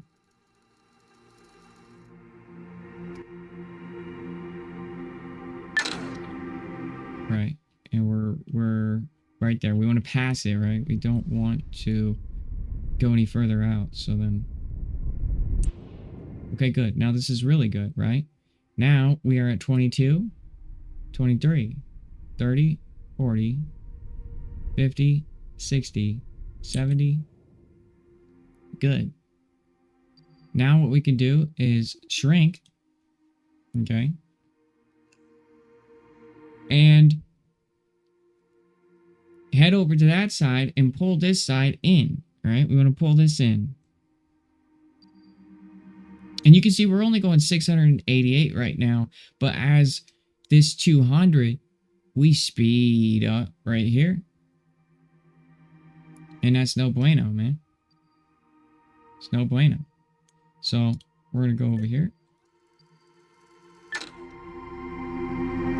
And we're going to wait for this thing to stabilize. I'm going to kind of roll the rocket over a little bit. Turn on RCS. And just try to help it get to that point. Don't burn before it or you'll have wasted your fuel.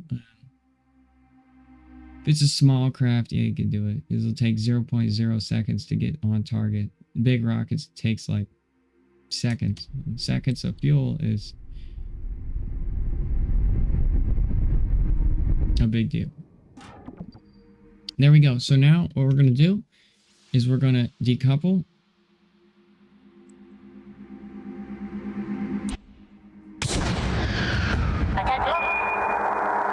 All right. Now that stage, you could, on that stage, right? And this is why this is important. On this stage, you could put a satellite. You could put a decoupler on it. Or not a decoupler. You could put a... Yeah, you could put a pod in there. A payload in there. And you could drop, like, say, for instance, a tube, a payload in there. And drop a satellite. That has, like, fuel in it or something, right?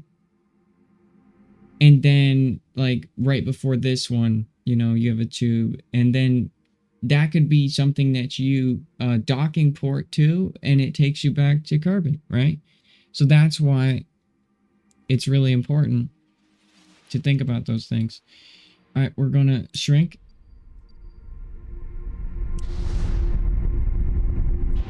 And we're going to get that to about 82.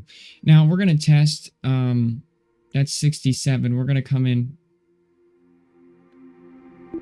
I have 3,573 to land.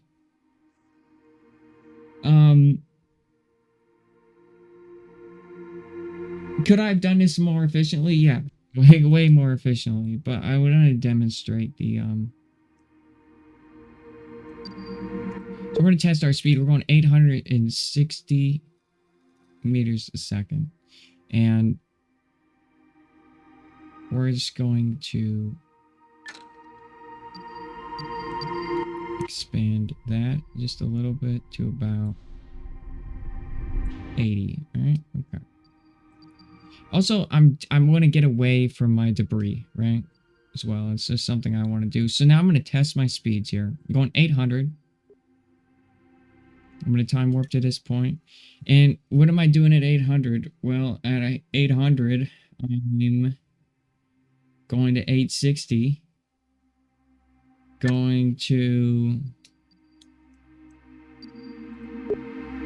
watching your speed here. 865. A nice polar orbit here. I can't believe it. I honestly have a polar orbit. It's pretty wicked. Alright, so we want to land on the light side of the planet. So we're going to go to about here and set our landing course. We're going to set our landing course by going inward. Remember, whatever you're burning, the other side is going to be the result of it. You have this parallel, right? And we want to drop that to about 50. Maybe 40. Yeah, 40. Let's just go to 30. Because we're going to hit an atmosphere, right? That's steep enough. Alright, here we go. Now it's time that we retract our sensitive equipment because we're about to hit an atmosphere, and it's time that we get our atmospheric brakes on, and it's time we enter this atmosphere. Alright, we're going to arm our parachutes here. Alright. That's going to help us. And you want to make sure that you're on retrograde, because if you're not on retrograde, the thing could flip and it'd be bad news bears for you. They really need to solve that issue.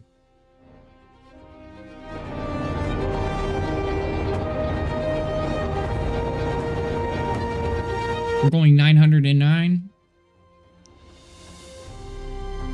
We're going to go ahead and hit G. And get our rocket legs down. And there's the I'm coming to the planet music. No other way to word that.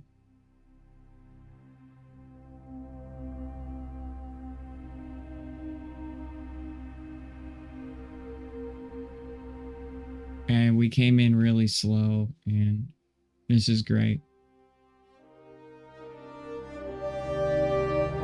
And the heat shield's not even... I don't think we're going to take atmospheric damage, honestly. We're at 900. It's beyond good. 1,000 is when it gets kind of risky. Raids!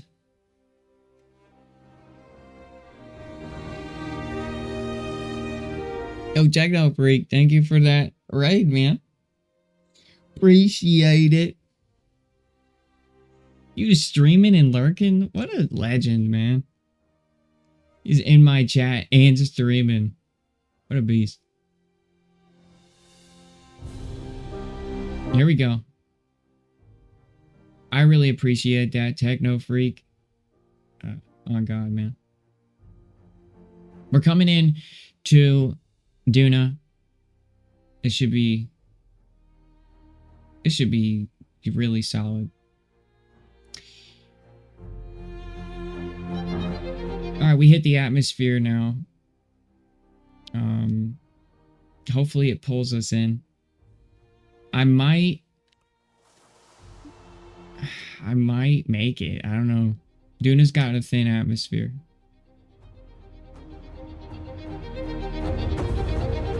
I'm gonna give myself a little help. I want to make sure that I break into the atmosphere.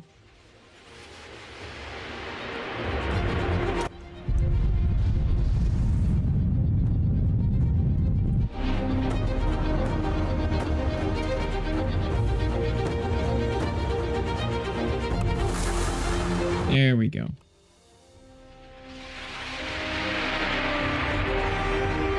And I want to land on the daylight side of things, you know?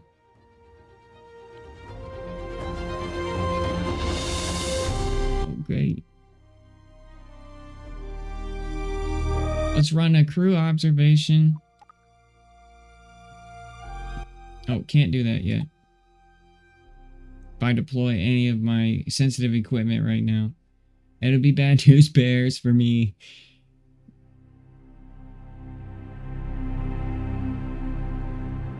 Our oh, that was weird. Parachutes are coming in today, mofo.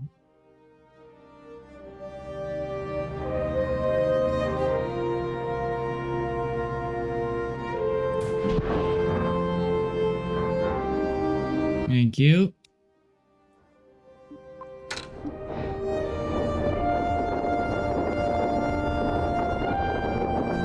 All right, slow down parachutes are working.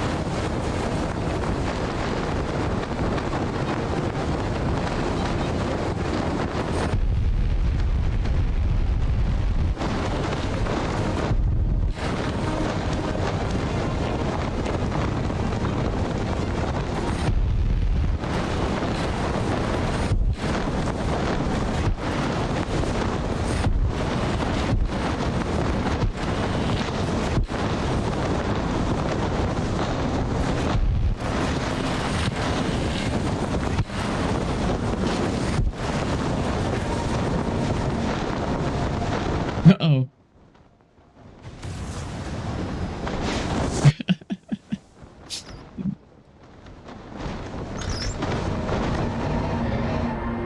Alright, so something I need to do. Something I need to do is make the gimbal limit on this rocket way less. Let's try that again. Yeah, let's try that again. Because this thing is just too violently.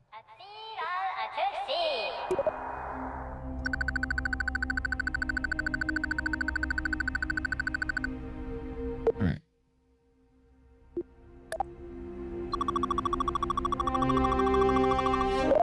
There we go. One more time.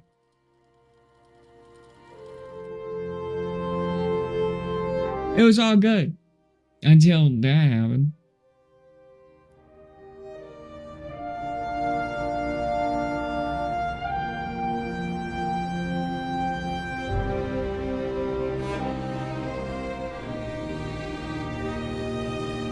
So the gimbal limit should stabilize the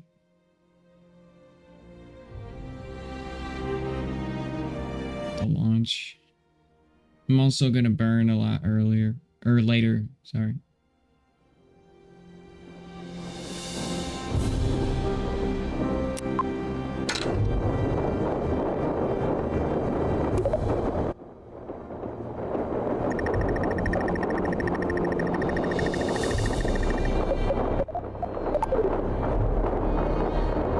I have good throttle control, manual throttle control, so I'll keep it at 100.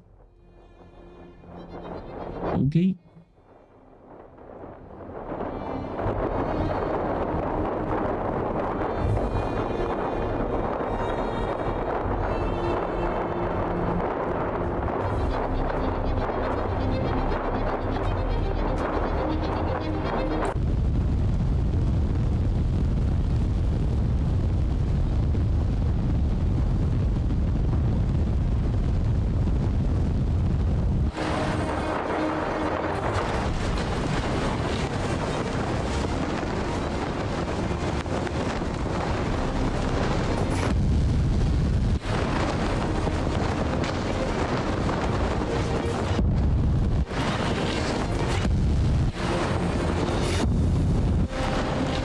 Need an 18-hour stream?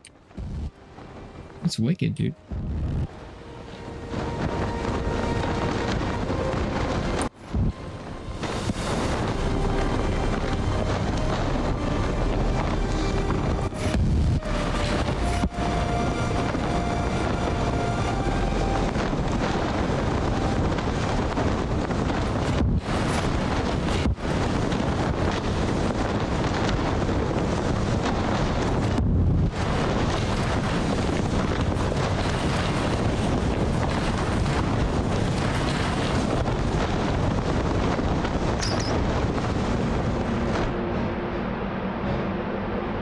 Damn it, dude. Stop doing that.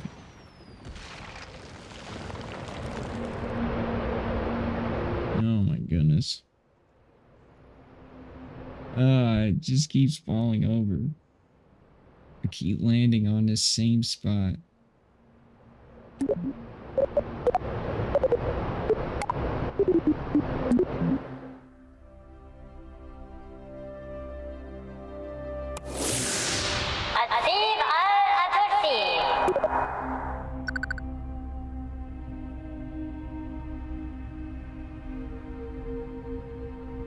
I'm gonna go no parachutes this run.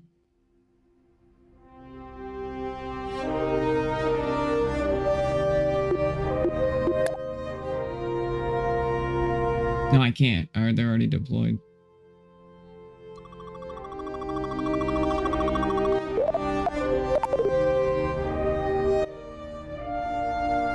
Alright. Thank you for lurking, Techno. Appreciate you, man. Thanks for the raid, dude. Had to go check you out sometime.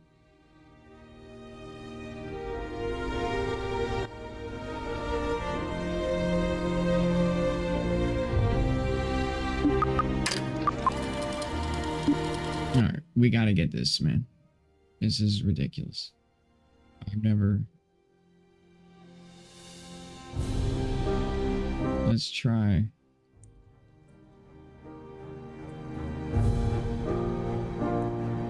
Let's try just adjusting the legs there to the horizon.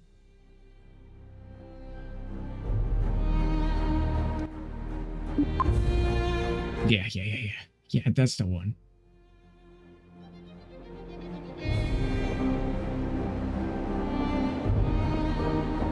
I'm gonna burn super light.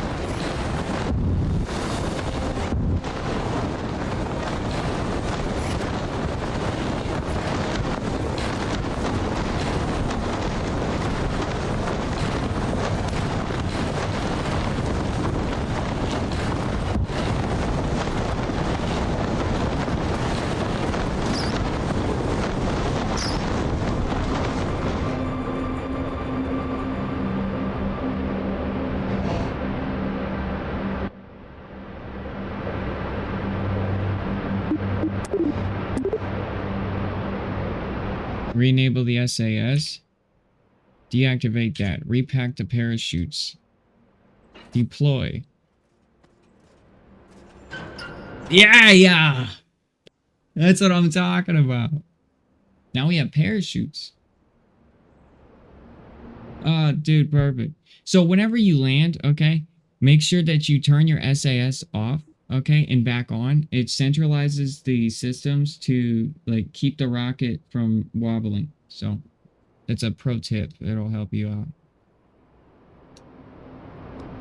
I just had to adjust my burn time. I just needed to burn super late. Awesome. Let's get some rock samples, man. You can see I made some adjustments to my rocket, guys. Boy, is it awesome.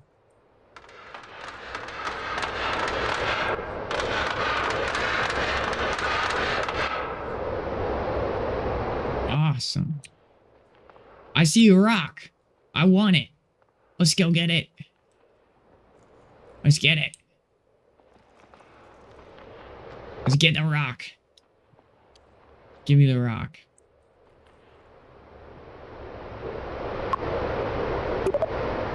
Run a surface survey.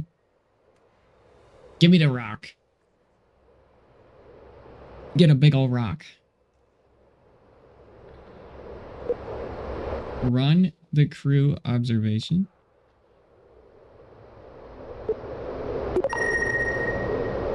Okay. Do I have enough to get back to Kerbin? Do I have enough to get back to Kerbin? Plant the flag. Right? I've had like 20 flags on this freaking planet. I tell you. Alright, so then skadoosh. Alright, and then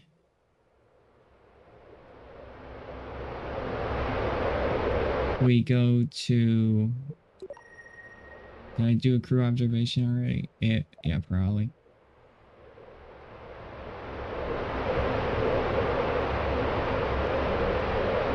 Yeah, I already did. Okay, good. So then what I do is I go to the rocket. Okay. What a beautiful rocket, guys. I love that thing. That thing is so sick. I should probably, I have a Discord, right? Whenever I go live on YouTube and Twitch and Kick and whatever, but I barely go live on Kick. I don't like Kick. You get notifications there. I should probably upload this so you guys can have it in your Kerbal Space Program too. You guys can use it. So 1 will initiate your ladders and your radios and on your groups, and 2 will initiate your lander, your aerodynamic braking things, right? The wings, okay. And 3 will arm all of your parachutes. And 4 will repack all of your parachutes. So once you land, you can reuse your parachutes. If you guys want.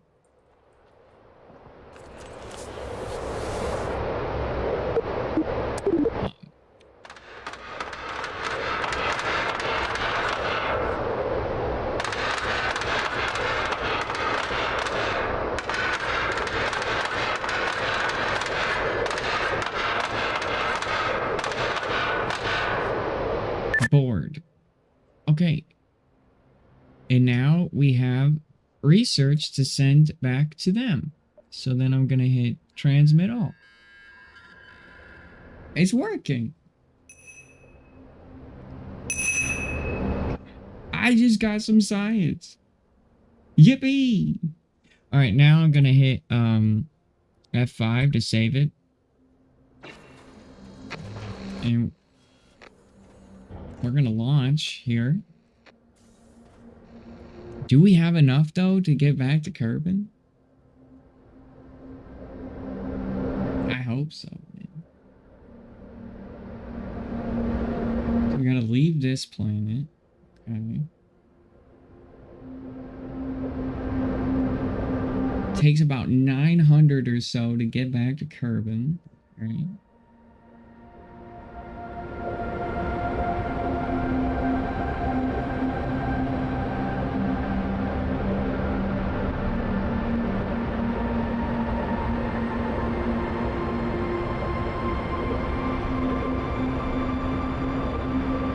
I don't think so.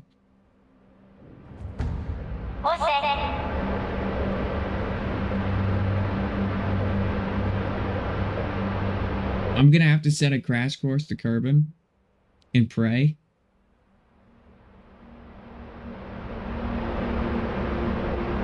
But I think I'll be okay.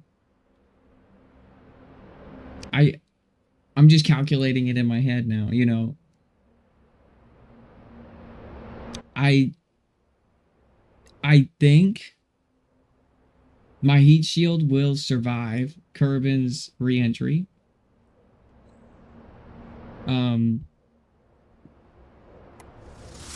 Let's see where we are. And there's Kerbin. Yikes. All right, so I need to take off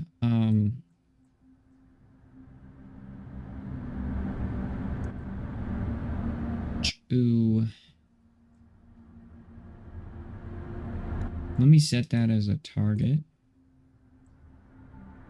It's completely above me, right?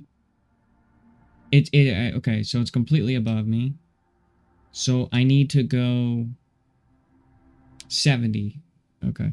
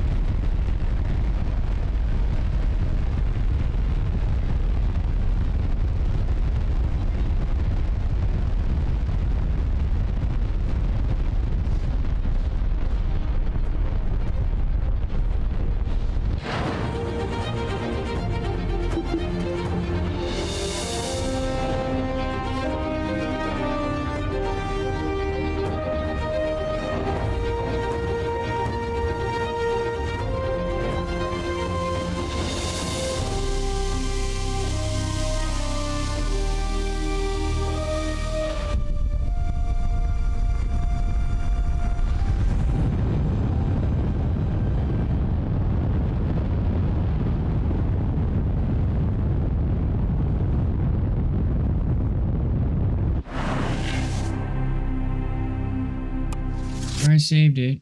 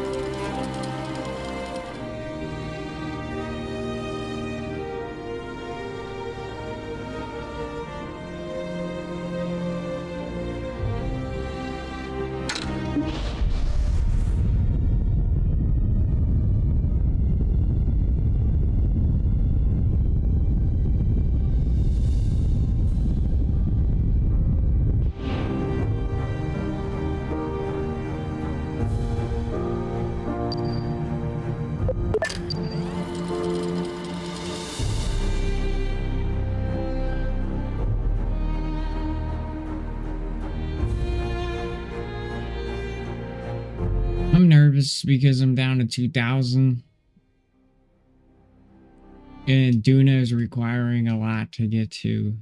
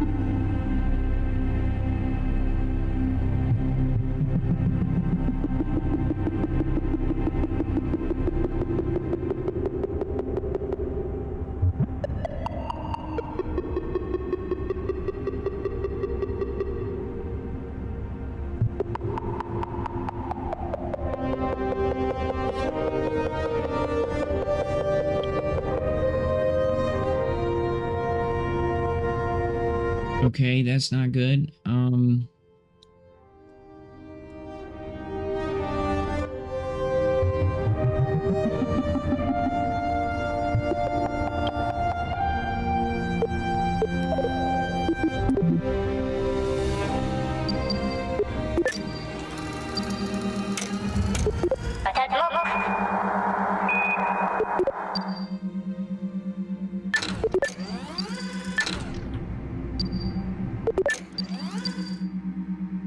I have 1,401. That is not a lot.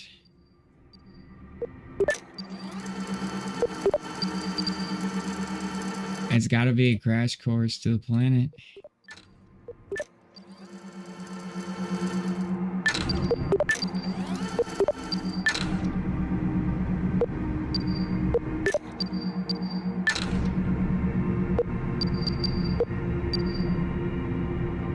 I think we're gonna do it though. I believe in me.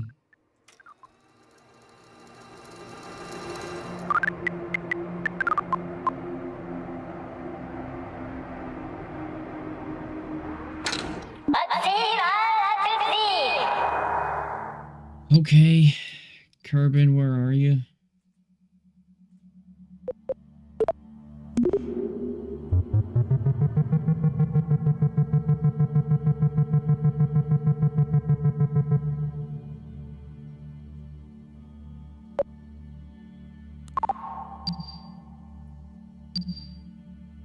Excuse me. You're not giving me any data. Where's Kerbin's line?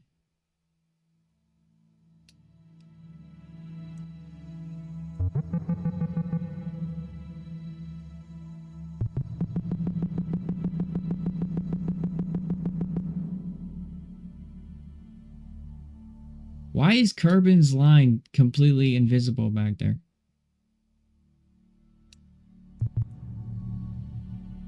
Another bug, huh?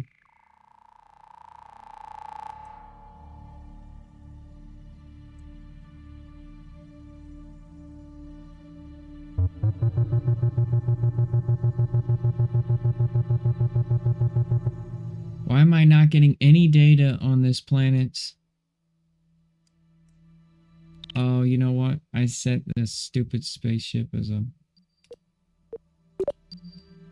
Thank you.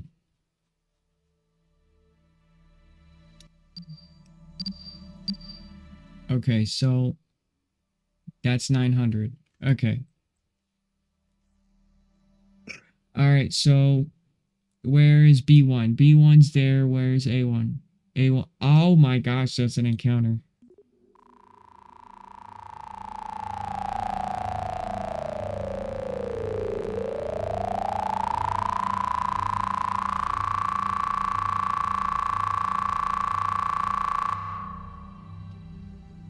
No way.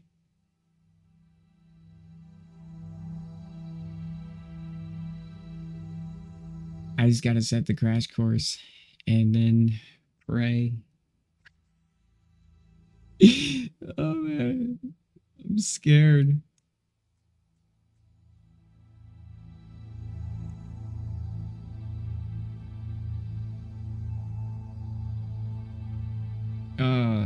I have enough to get there, just not to circularize.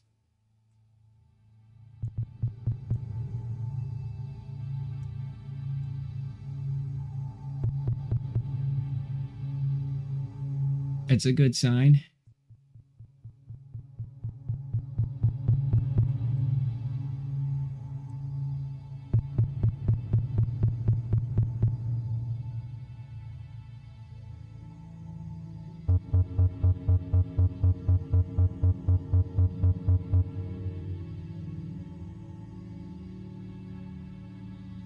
Holy crap. That's fast. I mean, that angle of entry is fast. Well, I mean fast. I mean like really fast. Like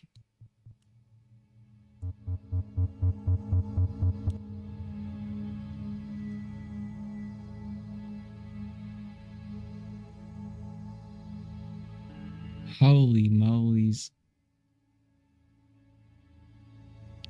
I'm going to save here since I have such a great encounter. That's a crash course. I hit the atmosphere and then pray to God I don't explode. Yeah, that's a good plan.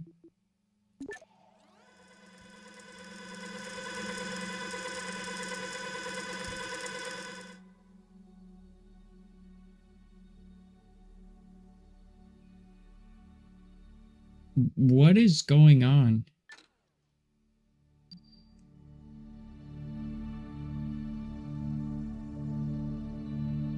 Anyway, T-minus 3 hours.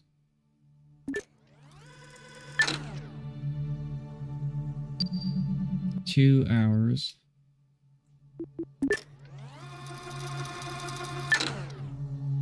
I'm gonna save. All right, 27 seconds.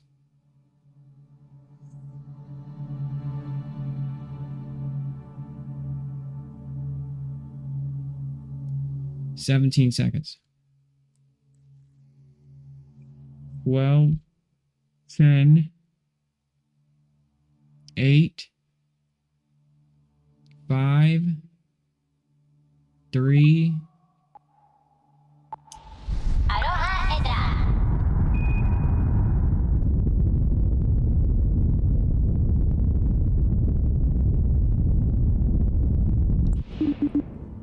Oh no. I didn't set the target. Oops. Good thing I quick saved, yeah?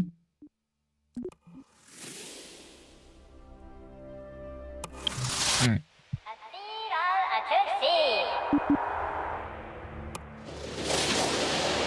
Alright, 22 seconds.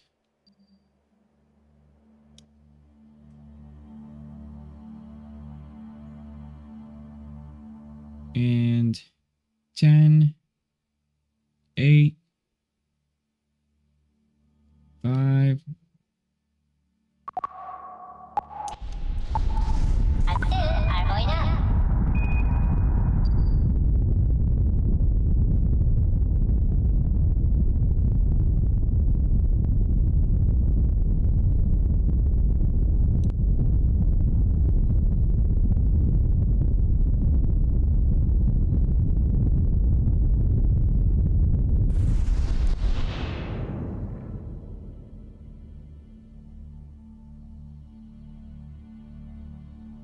I missed it. I missed it. God dang it. I was wondering where it was going. I was like, where is this maneuver node going?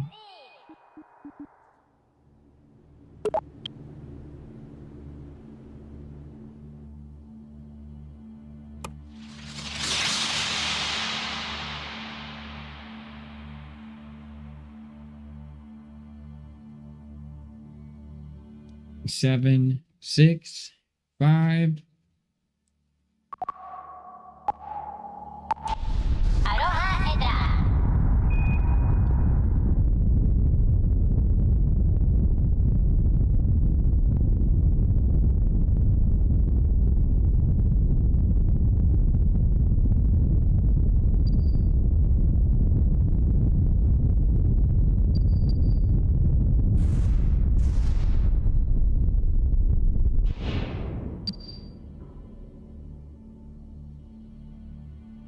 Man, that's so weird.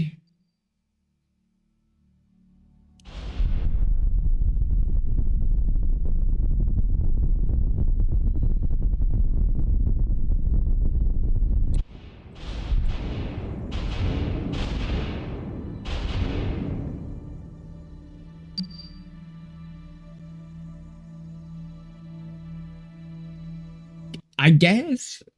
I mean, I guess. That's insane. I mean, like now I know I'm not gonna survive. Well, if I survive this, this will be insane.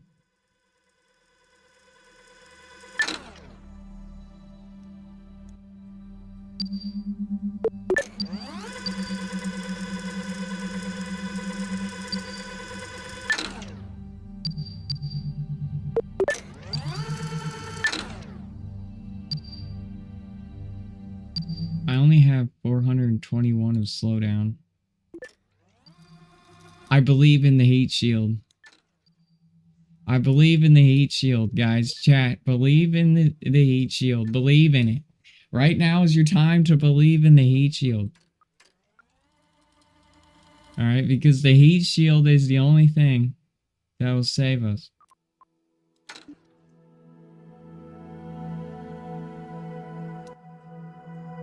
Dude, I am screaming.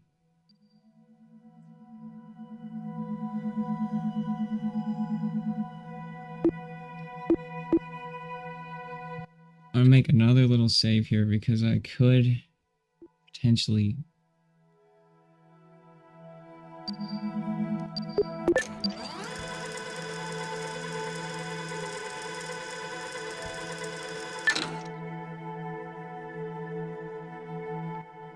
Actually,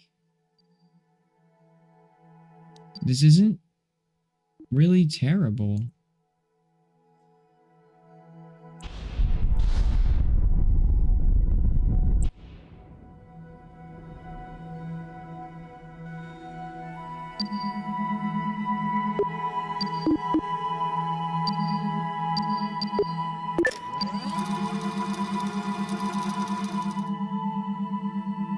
Okay, it's kind of terrible.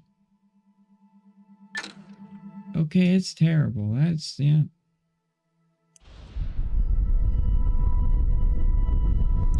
Full burn time.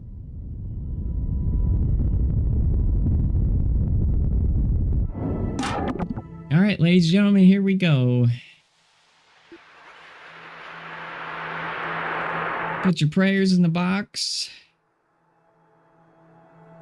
Time to initiate psychopathic landing.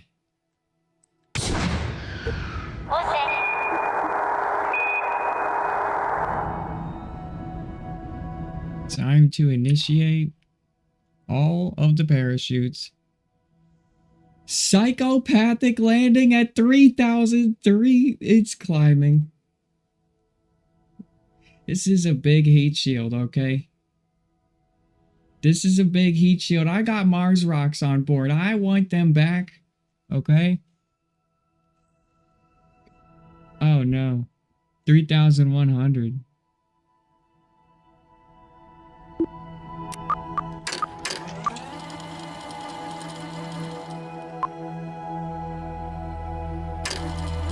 Holy smokes.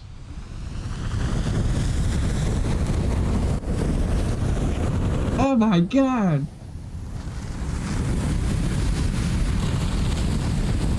Slow down! Slow down!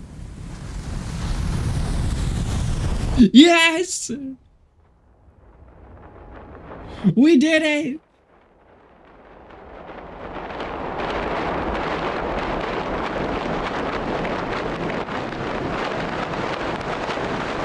Guys, we did it. It's been done. The Duna rocks are ours. Bring back all the radiation cancer cells. And all of the crazy alien diseases and viruses. Let's go.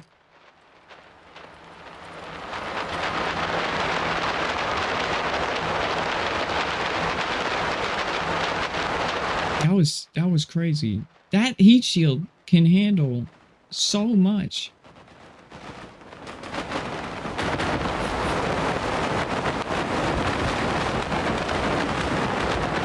Like, that heat shield can handle like 5,000, man.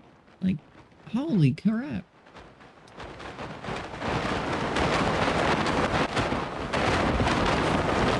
I'm kind of concerned. I'm going 10.5 right now. It's not a good number. It's not over, though. It's not over. I'm going 10.4 right now. That's not a good number. Jebediah, please stay alive.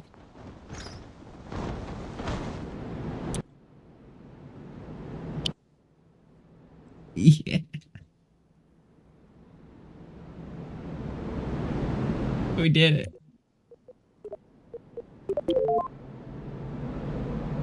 Where's my science? That's messed up, man. I brought back samples and they're like, yeah, nah, you never did that. Doesn't matter, I did it, okay? It's been done.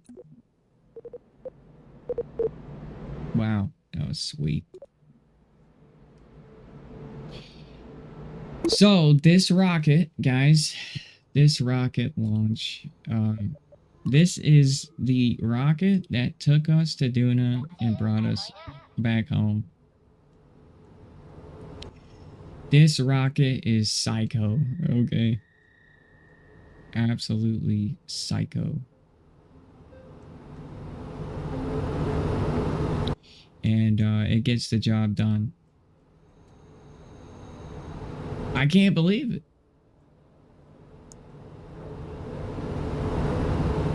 All the fail-safes worked. Everything went to plan. The heat shield on that thing is amazing. It can handle up to 5,000 meters a second. I mean, I could just launch this thing and I want to test it. I want to go 10,000 meters a second, see if it stops. Do the heat shields even have health yet? Because from the looks of it, no. No, it does not. So yeah, this is the rocket that got us to Duna, got us a rock, and then got us back, so sweet. Alright, let's go to the mission control area and what else can that rocket do? Land a vessel on Duna with a current mass of over 300 tons. I don't understand that one because that rocket's pretty heavy. Land on Eve with a vessel with 10 Kerbals and return to Kerbin. That's just psycho. Like that's psychotic. Okay. 10, they're like, yeah, you know, one is like impossible right here. Here's 10. Like 16 nuclear stages. Like, I mean, golly. I can't even calculate the amount of madness. I mean, I'm gonna do it, okay? Don't get it wrong. Okay, it's gonna get done. But holy moly, dude. I guess we can try. Start now. It's up to you guys. What mission do you want to see me do next? Perform an environmental survey on Gilly. I don't have the environmental satellite parts yet. We have 3,902. Well, so I did get science. It just didn't give me a pop-up for it. Okay. So I'm at like almost 4,000 science. Cool. So we did. It's mission success. Alright. Land a vessel on Mimits with a current mass over 200 tons. I tried doing that on Duna and you didn't accept it, so. I don't think you'll accept it either there. Alright, let's go to our research tab here and let's unlock some more things. So we have 1 in almost tier tree T2 done. Tier tree T2. English. Alright. Tier 2 done. Oh, heck yeah. Alright. Deep space probes.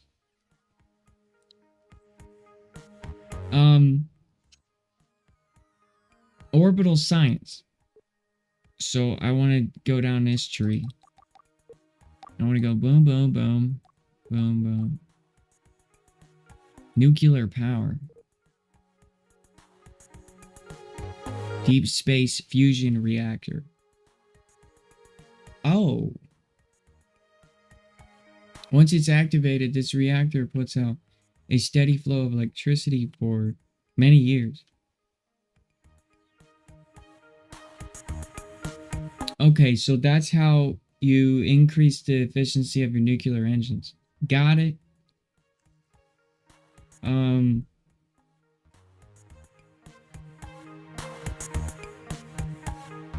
So that's like the most insane amount of like. Okay, so it's just years of electricity. So minus the weight of the solar panel. Big battery. So this thing has been edited in the newest update. Got it. It has function now. This thing is batteries.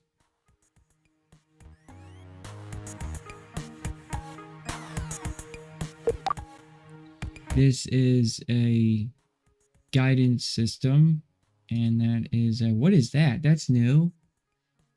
Okay, so they've added large guidance systems now. That's a new piece. I haven't seen that before. Okay. This is the one thing I really want. This is sweet. Or no, not this. This. No, not this. No. I want...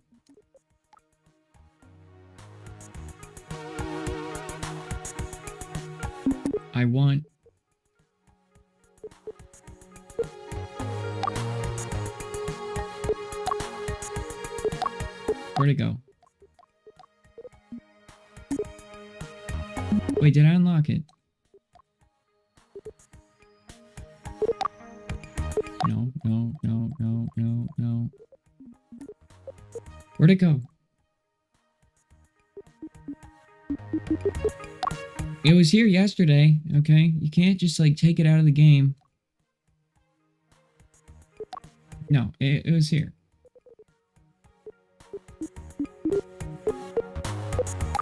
There it is. Yeah. Orbital reporter. That thing is sweet. So if I unlock that, I'll be able to not have to land on any of the sites. I can just go to orbit over them, and then it will consider the missions done. Cheat codes. Yeah, it's a radio orbital survey machine. That's awesome. So I don't need to land next to landmarks and stuff like that. Merry Christmas, everybody. Merry Christmas. Awesome. All right, so Rocket Science's update. That's another game. Kerbal is, you know, it's derpy for me. It's fun. Okay, I'm having fun for the first time on this game.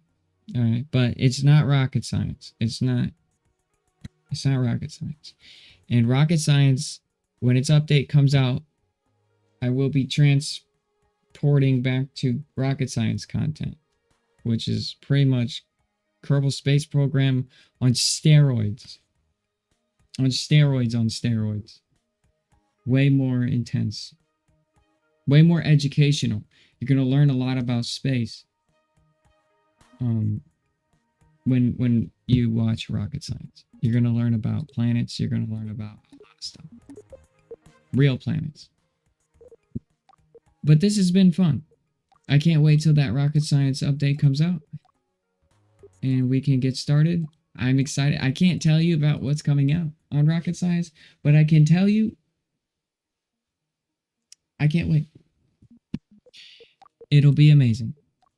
Hopefully in the next couple days. Arjun is working hard right now to release it, so. He said Christmas Eve, maybe, right? But clearly, he ran into some complications on the update, so maybe Christmas Day? Maybe today, you know, but if not today, tomorrow, right? So it's a day-by-day thing, so it's a lot of prototype stuff going into the game. So I'm excited. You have no idea how excited. Literally, my Christmas gift is Rocket Science's update. Like, that's the only thing I got this year. No, I don't really have a whole big old family and stuff with gifts and stuff. So that's the Christmas gift for me is Rocket Science's update. So I can't wait. And if you guys want to buy Rocket Science, it's $20 on Steam. And if you come around here a lot and you hit the follow button and you enjoy your time here, I give you a copy for free. If you ask me, and you just show up. You subscribe to the YouTube channel over there. We're live on YouTube. If you're on YouTube watching right now, head on over to Twitch if you want to say something nice to me or cuss me out or whatever. Or give me, criticism or a compliment, right? I prefer compliments and support, please. Come on over to Twitch if you want to do that. I read the YouTube comment section after the streams and then I reply in the YouTube area. And if you are on Twitch and you want to watch yesterday's stream, unfortunately, you got to go to YouTube to watch that. I know I'm sending you all over the place. I really want to get my YouTube channel up to speed. I've been a content creator. I'm featured in 3 video games. And I should have a YouTube base, dude, so it's something I need to grind. So do me a favor, okay? Go to Mr. Smith and Top on YouTube and for Christmas, right? Just hit subscribe. You don't have to watch any of my videos. You don't have to like them. You could just unsubscribe after Christmas. I don't care. Just hit subscribe. That would just be like the world to me, right? Since I don't get anything for Christmas any time of the year. Speaking of which, I am gonna just go enjoy doing some STEM research, some real rocket science, and just enjoy my Christmas morning right now, I think. And maybe call up my father and talk with him and whatnot, and I hope you guys to open up all the good gifts and get what you want for Christmas. And you can join our Discord and tell me what you got for Christmas if you're interested. Our Discord is one of the coolest places on Discord because we don't tolerate any sort of kind of baloney. So any sort of kind of baloney over there is completely extinguished. So if you're in that Discord, you can know for a straight fact that it's a pretty cool place and there's like no drama and everybody's there to be supportive and caring to one another because I have standards. You got to pass a test to get in my community, like I want really cool people in my community. And if you go into Discord or want to be a jerk, you're not invited. So we don't tolerate that. And if our Discord people just simply are like, hey man, this guy's a jerk, hey man, survival of the fittest, you're out. So if you come to our Discord, know that your voice will matter. We're all about inclusion. We're all about really important things of positivity, and you can promote your channel. So say you're a streamer, it's 150% free. You're a little YouTuber. You could be 14 years old and have a Twitch channel, okay? And you can go to my Discord and you can promote it. And you can get extra viewers. And my viewers in my community will go and check you out. And it's 100% free if you're another streamer. And you want to meet other really cool streamers. I only am friends with really, really cool streamers. There are some really big streamers in our Discord too. Like Doe Slayer and Mad Dog and stuff like that. And if you don't know who they are, you go to the Discord, you might find yourself a new favorite streamer. So there's some really cool content creators there and an opportunity to become a content creator. Because why create more of a bridge for people to grow instead of create the most ultimate avenue for everybody in the world to experience being a content creator or just putting themselves out there and their art out there. So check out the Discord if you want. It's free. You can always leave if you don't want to be in there. But all right, man, females, and children and adults, I'm out of here. Merry Christmas and Happy New Year. And I don't raid people. I'm sorry. I don't raid people unless people ask me to. So I'm going to ask you, do you want to raid? If you want to raid, let me know in the chat. If you don't want to raid, I don't like raiding.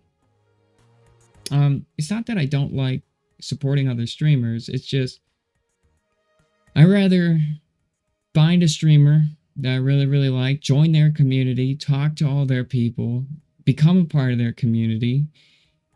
And I just feel like raiding isn't real, you know? That's just my opinion, you know? And you don't have to agree with it, you know? It helps. Raiding helps people, but I feel like, you know, the experiences I had with Doe Slayer and like big streamer, by the way, you know, Tipsy FPS, you know, stuff like joining their communities for real and becoming a part of their community. That's the best thing you can really do for a streamer. And you know, Techno Freak, I'm gonna definitely check out your channel and see if you got any discords, and definitely join and see, you know, what the Techno Freak community is all about. Because I don't know you guys, and I want to get to know you guys so I can relate to you if you want to, you know, be able to come over here and digest rocket science and STEM and all that. So yeah, that's what I'm going to do this Christmas. Enjoy. Have a good night, morning and afternoon. Happy New Year. I might be live randomly. That's how it works. I'm disabled. I have health episodes and I just go live. I try to go live every day once, but sometimes I'm just not here for like 3 days because I'm just not able to be. So yeah, that wraps it up. I've drugged that out. Enjoy this outro and have a good night.